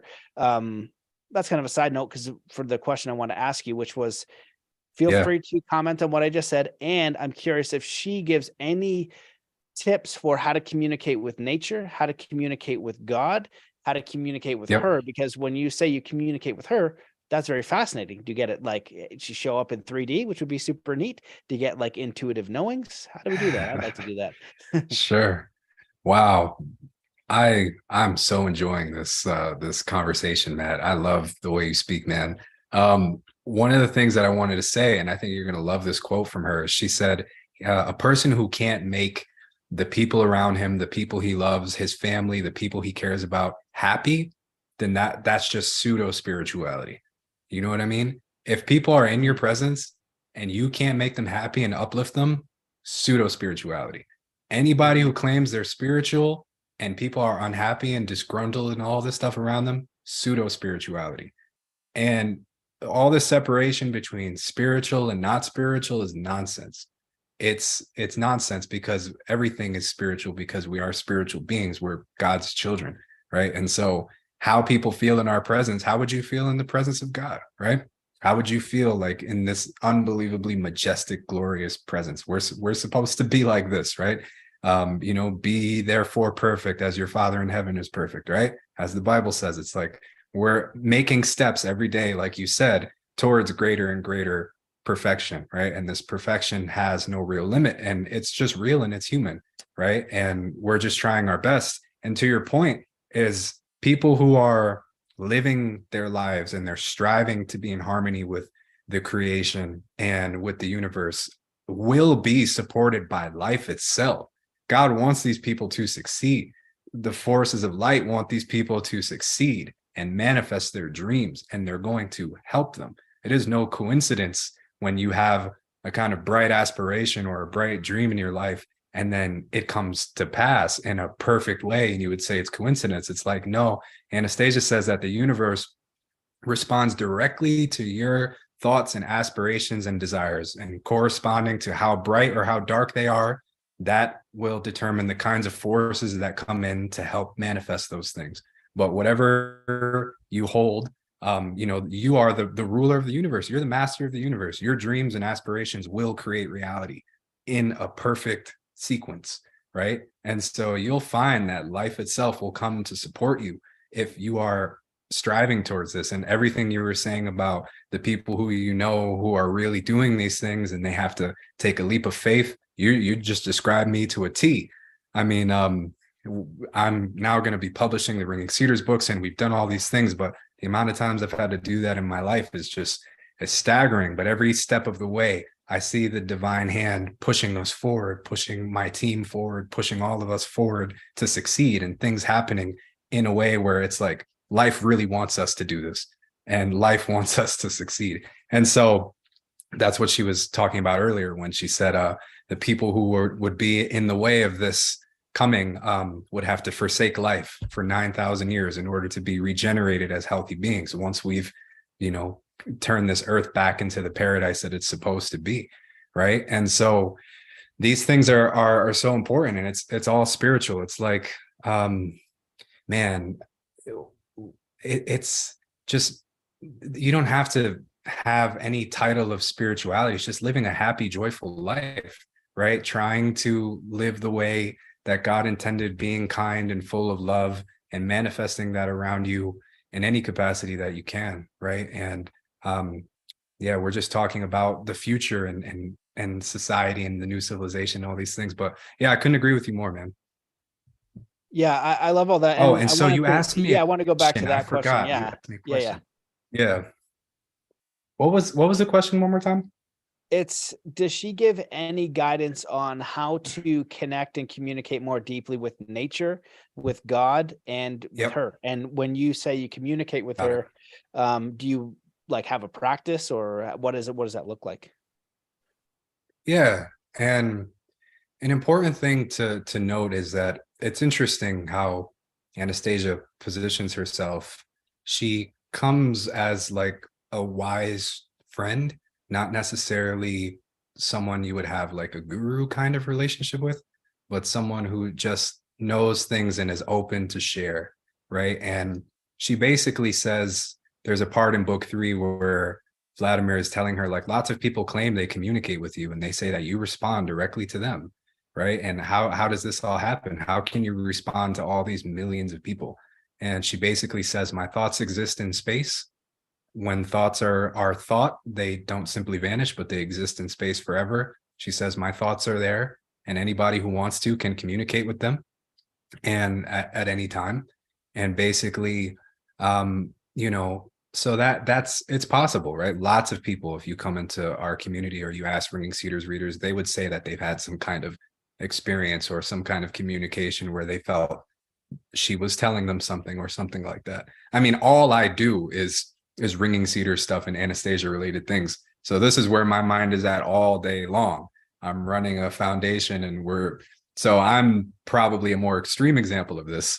So I'm doing this all day long. But when she talks about communicating with God, she makes it, she says her desire is to make the image of God more clear and alive and plain and accessible to everyone than ever before.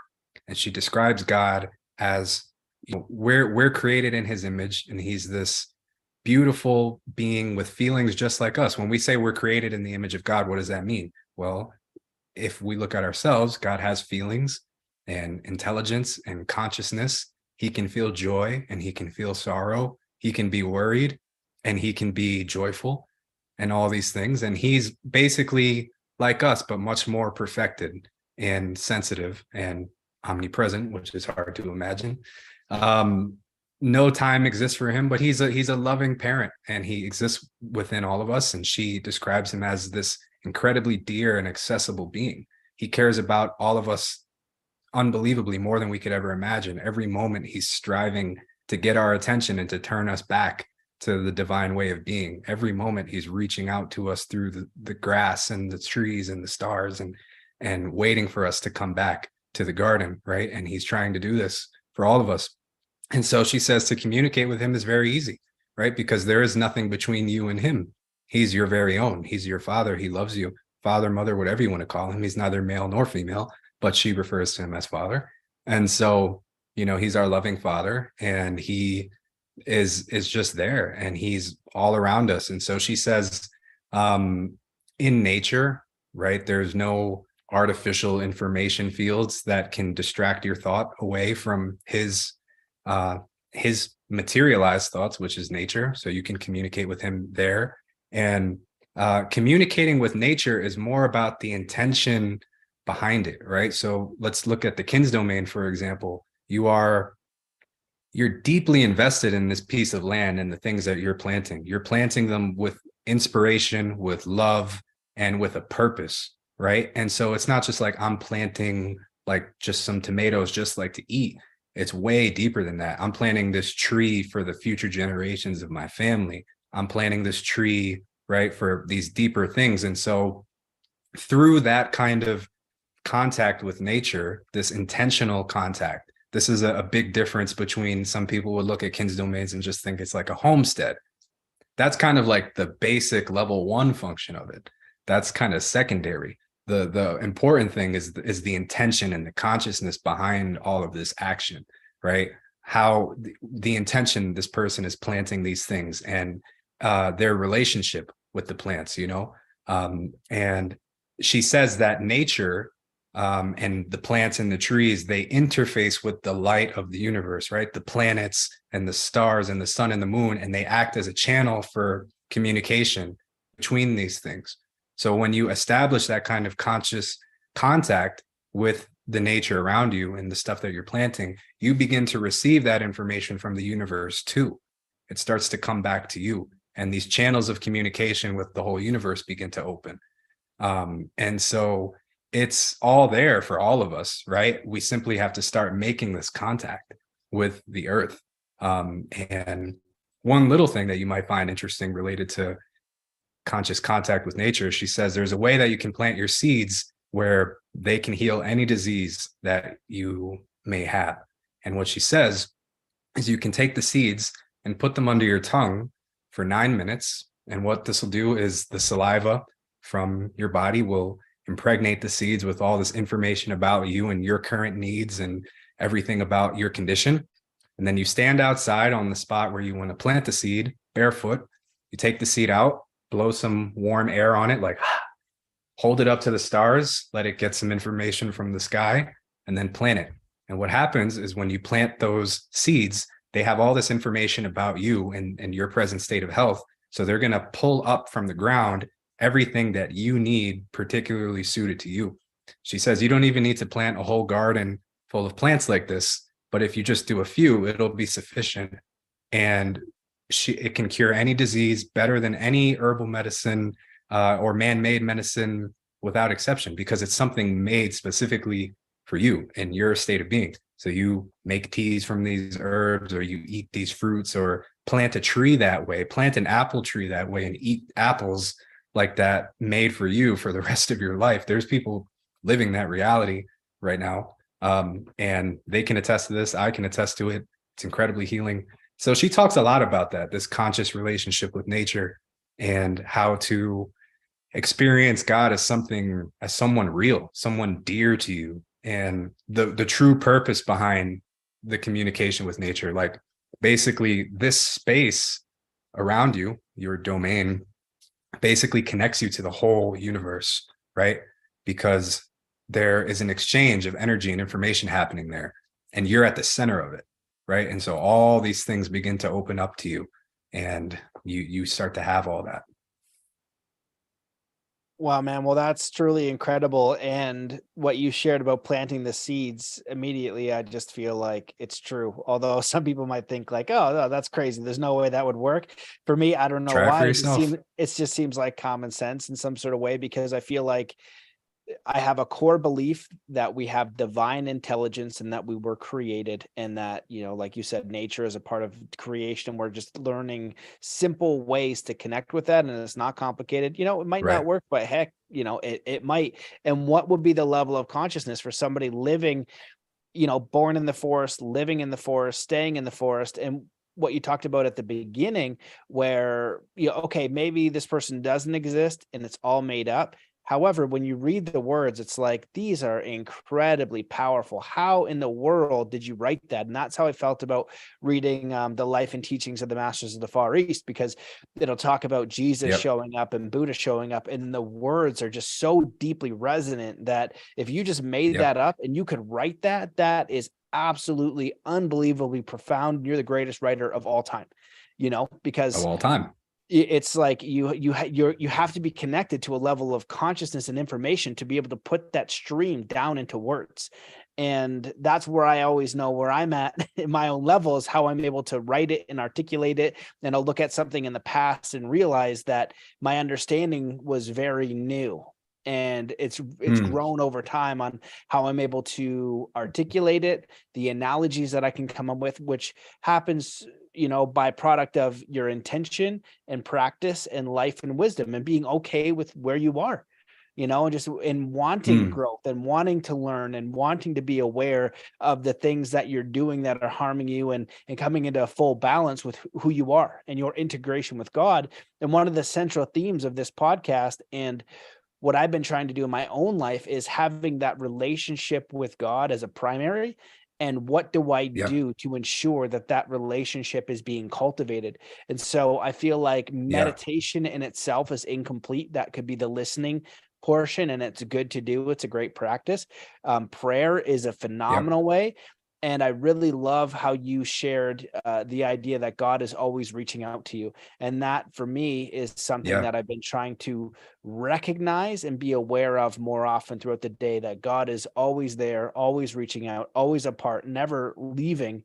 And we just have to go through some of these challenges and this mystery and confusion as a part of our growth process in a realm and an experience that we have free will. Because if we had certainty, if we had the knowledge, we wouldn't be growing, and we might not know why we're growing. We might not know why we're here in particular. I'd be curious, did she say anything about that? Why are we having the human experience beyond this veil that we're experiencing? Such a good question. God gave us infinite freedom, right? We have free will to act in accordance with the divine will or against it, right? And basically, she says the reason why God doesn't directly come in and save things for us is that we would become reliant on outside help. Humanity would become reliant on someone else saving us if God were to step in directly and put us on the right path.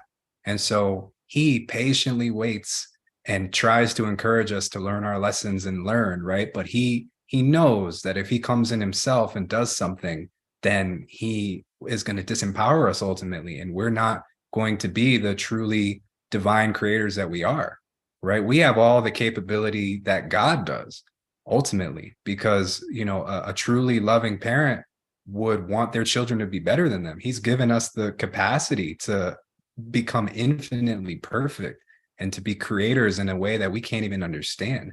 And the tremendous power of our thought and our consciousness, he's given all this to us in this infinite freedom, right? And, you inspired me to share one of the most powerful passages from the series. If you would just give me 2 minutes to read this, because it's talking about God reaching out to us. And so Vladimir and Anastasia are there, and he's basically asking her, like, do you pray to God, right? And she says, yes, I pray. And she's like, do you hear his responses? And can you talk with God? And she says, yes, like I do. And, he basically asked, like, what words would God say to us? Well, she's like, well, the divine language is full of she says, there's one language for all. It's woven together out of the rustlings of the leaves, the songs of the birds, and the roar of the waves. The divine language has fragrance and color. Through this language, God responds to each one's requests and gives a prayerful response to each prayer. And he says, could you translate or express into words what he says to us? She says, I could give you an approximation. And he's like, why just an approximation? And she says, because our language is much too poor to be compatible with the language that God speaks to us in. But she attempts to. And this is what she says. This is God's prayer to man. And she says, my son, my own dear son, how long I have been waiting. I'm still waiting. A minute holds 100 years. A moment lasts millennia. I'm waiting. I've given you all. The earth is all yours. You are free in everything. You shall choose your own path. All that I ask, my son, my own dear son, is that you be happy. You do not see me. You do not hear me. In your minds are doubt and sorrows. You're turning away. Where to? You're yearning for something. What for? And you are bowing to someone. I stretch out my hands to you. My son, my own dear son, Be happy, I ask of you. Again, you are going away, but your road leads to nowhere. On this road, the earth will explode. You are free in everything, and the world is exploding and tearing your destiny apart. You are free in everything, but I shall stand my ground. I shall restore you to life with the last blade of grass, and once more the world will shine around. Only be happy, I ask. On the faces of saints, a deep sorrow swells. You are frightened by judgment and hell. They tell you I shall send judges, but I only pray for that time as before, when you and I are together once more. I believe you will return. I know you will come. I shall embrace you once more, not as a stepfather, not as a stepfather. I am yours. I am your Abba, your father, the only one, and you are my very own son, my own dear son. We shall be happy together as one. I don't know. I got nothing else to say. Amazing, man. That's so beautiful. I even teared up at the beginning. I just went like the full body tingles and then had a tear up. And for me in my own personal life, what I've been doing now is, recently is just going for these, God walks. I had Daniel Krenzel on and he talked about these God walks, and it's just such a simple practice. It's the way of moving prayer. What I like about it, I've modified how he does it, but it's like a moving prayer, and then it's gratitude, and then it's speaking with God, and then it's time in nature, and it's walking. And I combine all of these amazing tools in a very simple daily practice. And beautiful. I think I've been praying about this as long as I remember. It's like, God, I just want a connection, please guide me. It's lonely here.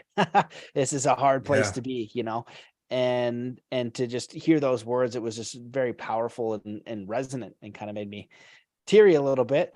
And then, so I go to the challenge. Does she speak about the challenges of being human, to be disconnected, and how we deal with the fear and the dark forces of like, holy smokes, how do I deal with this fear and this uncertainty and this life I want to create for my daughter and family in the face of unbelievable evil and adversity and challenge?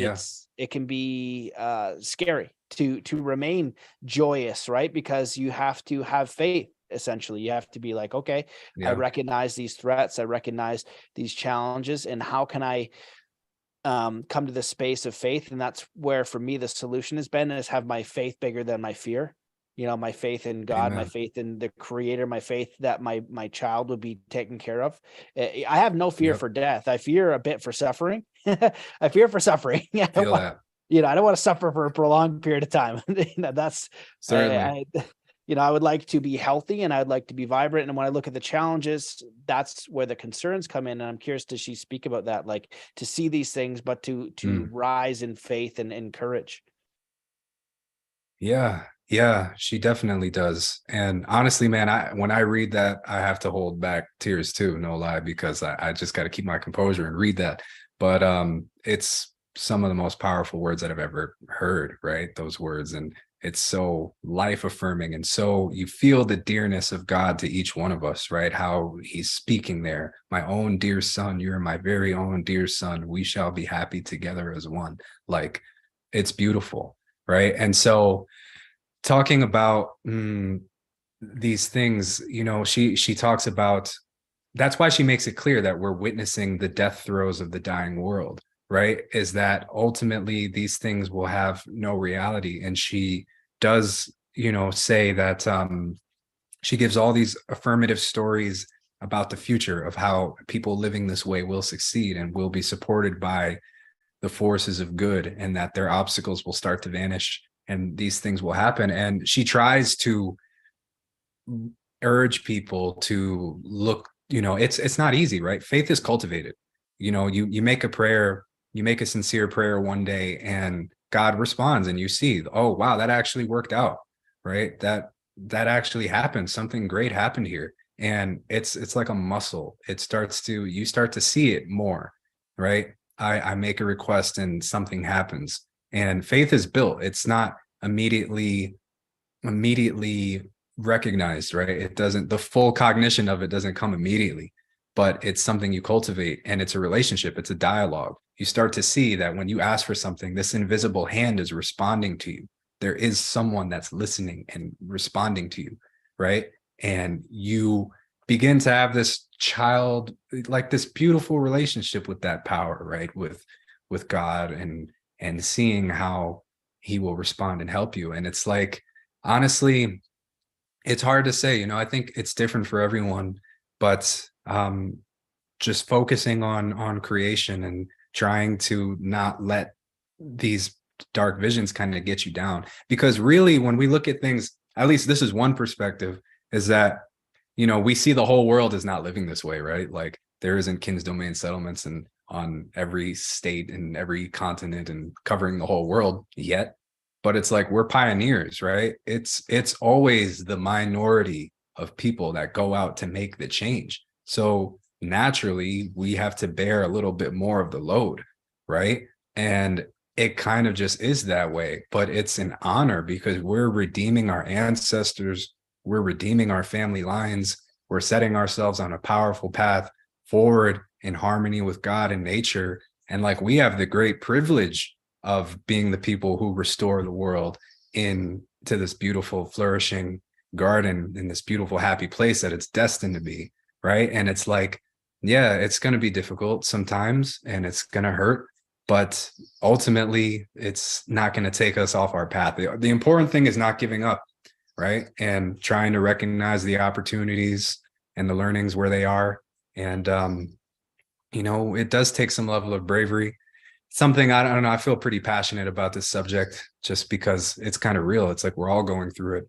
But as long as our dreams don't die, that's the important thing.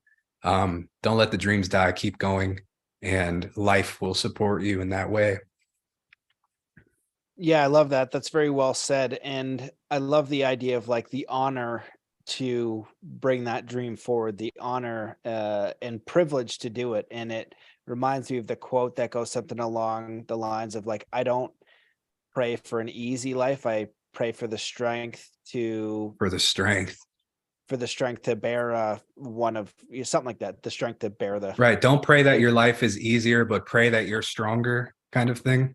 Yeah, there's a proper quote that people listening can figure it out from what I'm saying there and butchering the right one. But yeah, the strength to, to bring it forward and it is an honor. And it makes me think about, in my own life where I might be complaining about how hard and the challenge and that idea I of feel that almost dishonoring. I don't know if it's like dishonoring is the right word, but just I don't know, weakness is kind of another one that comes to mind, like dishonoring the creator. It's like, no, you have this, you know what I mean? You have a beautiful opportunity. And maybe I feel like in the same sense that I chose it, like, yeah, if anybody could do this, everybody would do it. You've chosen this and there's great honor in that. And you can get through this. And that's what I learned through martial arts. And when I teach people and when I see people do great things, it is the idea of never giving up and continuing to move forward in that inspired thought and that's inspired vision and the inspired way of living, because you know who you are and you know the gift you can bring to other people. You see the joy, it's true. It resonates in your being, and that's the gift. And there's honor in bringing that gift. And to complain about it, about the work and the effort, it's like, okay, if I'm training an athlete or I'm training a person and they're complaining about doing research and journaling or whatever, then they don't really want to be on the path. And then we go to the body and we have a workout program and a diet or a new way to eat anyway, and then they're complaining about that. Well, what is it that you want? Do you want the honor of being the best version of yourself that's living in integrity with your heart, your mind, your soul, in alignment with God? Or do you want what's easy, what's being designed for you, what's in, not alignment, right? You make a choice. And then the one, you're sacrificing your soul. That little bits of you are dying. Yeah. And that's a big price to pay over the honor of doing the work of knowing who you are and bringing your soul and your heart and your mission forward, whatever that may be, in the simplest way or the most complex way, in the smallest way or in the biggest way. It's not a thing where you push the button and change the world. It's changing your world, which influences the people in your world, which that is in a sense changing the entire world. That's what your responsibility is. You don't have the responsibility for everyone you don't know or all the horrors that might not be in your lane. However, you doing that bit is the puzzle piece that eventually brings it all together. And that tidal wave does happen through those small changes, because then it clicks together like a puzzle, because it's cohesive, it's cooperative, and you're grateful for someone else's journey of mastery, of not giving up, of bringing that forward, of cultivating that. And then you experience it directly immediately. And you just say, thank you. And you don't, that person had a life struggle to bring that forward. Right. And in their own journey, bring it forward. And then at that moment, they realize, well, what a gift, and then they get the joy of it. But they had to walk the path. For some reason, we have to go through the trials and tribulations, and maybe it's possible to do it in an easy way. I don't think so. I think the best we can hope for, it's in a way of complete faith and the perspective of this is a gift. I am enjoying this process. I'm right where I need to be now. I will embrace every challenge and every adversity as it is the one that I'm facing at the moment, with, full faith, full love, full joy in doing the work that I came here to do. Right. Wow, man. I feel like I could say something, but I feel like Anastasia could say it better. Right before that little prayer that I read for you, she kind of gives her prayer to God, right? And it's very short, but this is so on topic with everything that you're saying. But she basically is speaking to God, and she says this. She says, "My Father, you are present everywhere. For the light of life, I gladly thank you. For your bright kingdom visible here and now, and for your loving will, long live the good. For daily bread and daily food with joy, I thank you, and for your loving patience, and for your giving of forgiveness of sins on your earth fair. My Father, you are present everywhere. I am your daughter, here midst your creations. Weakness and sin, I shall not let them in, but prove myself worthy of your consummations. My Father, you are present everywhere. I am your daughter, your joy I declare. My entire self shall magnify your glory, and your bright dream the coming ages all will live and share. It shall be so. I wish it so. I am a daughter of yours. My Father, you are present everywhere." And that says everything I feel like you're saying here. It's like, she says, weakness and sin, I shall not let them in. She says earlier to Vladimir in the books, like, the human soul has been given all the strength it needs to resist the temptations of evil, right? And to resist, to strive against the powers of darkness and to succeed. Right. And she says, I will prove myself worthy of God's gifts. Right. Like, she's saying, I will work to show the worth of all the great blessings you've given upon me. Right. And it's kind of like what you're saying here. Right. I'm your daughter, your joy I declare. My entire self shall magnify your glory. Right. It's like we make this effort and this decision to try to be the best versions of ourselves in every way. And that's the best thing we could do, instead of saying like, oh, I'm weak, I'm this, I'm that, I'm a sinner or whatever, I'm this, and always asking for God, like, oh, I'm weak and God help me and save me. It's like, no, I'm going to try my part. Right. I have been given reason and will and intelligence, and I'm going to exercise these things to the highest degree to my capability. I probably will fall, but I will not stop. Yogananda says, a saint is a sinner who never gave up. Right.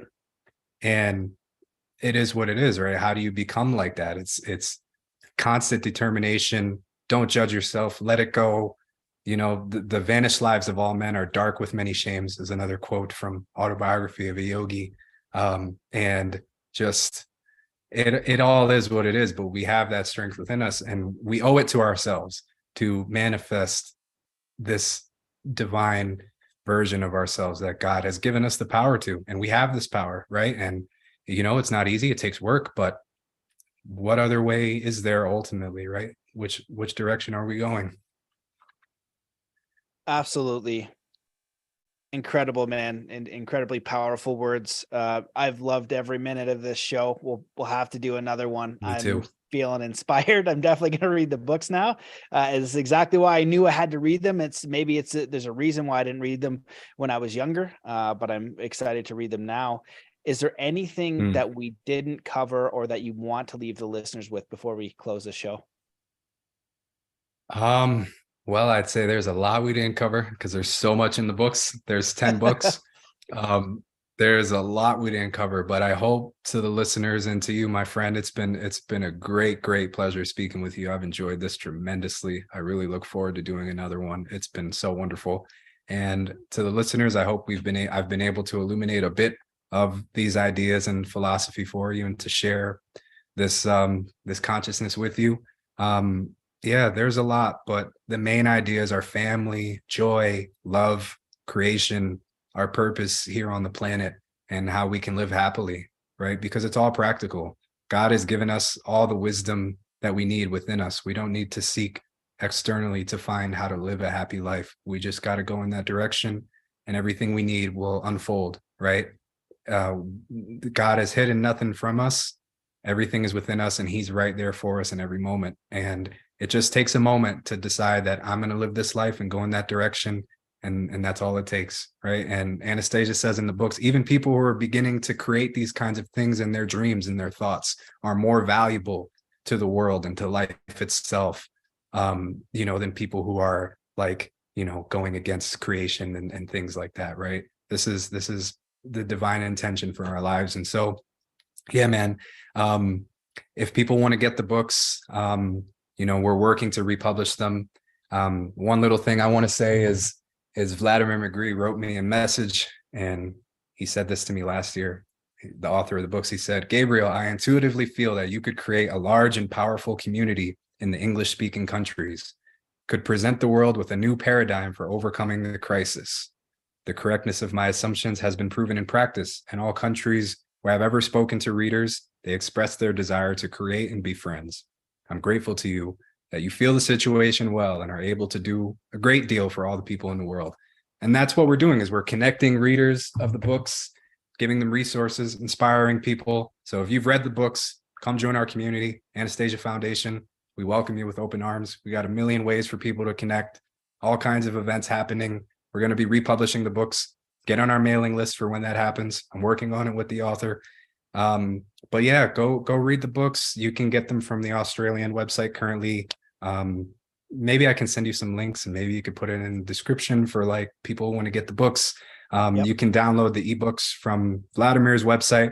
Come to our Telegram chat. We have the PDFs of everything. If you want to print them out yourself, book one is like $40 used now. I get it. So if you need the PDF, just print it out. You could get it for like $20.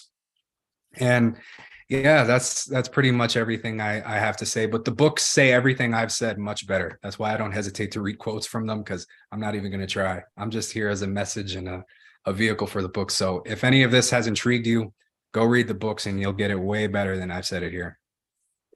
Yeah, man. Well, thank you for the work you're doing and being here. And that's when you recognize wisdom. It's in the writing. When you realize that you've put a lot of time and effort into understanding or wanting spirituality or a subject or wanting to know God, and you read words that are far beyond what you're comprehending, said in a way far more clear with beauty and precision that you're unable to do. You say, thank you for this teaching, that this is something that I'm going to look at integrating and understanding, because I'm not there yet. That's a level of mastery. So I just appreciate you for what you're doing. I'm excited to dive in, to get in touch, and we'll just stay in touch, man. Thanks for coming on. Yeah, it's an honor. Thank you, brother. My pleasure. Thanks everyone for listening. See you in the next one.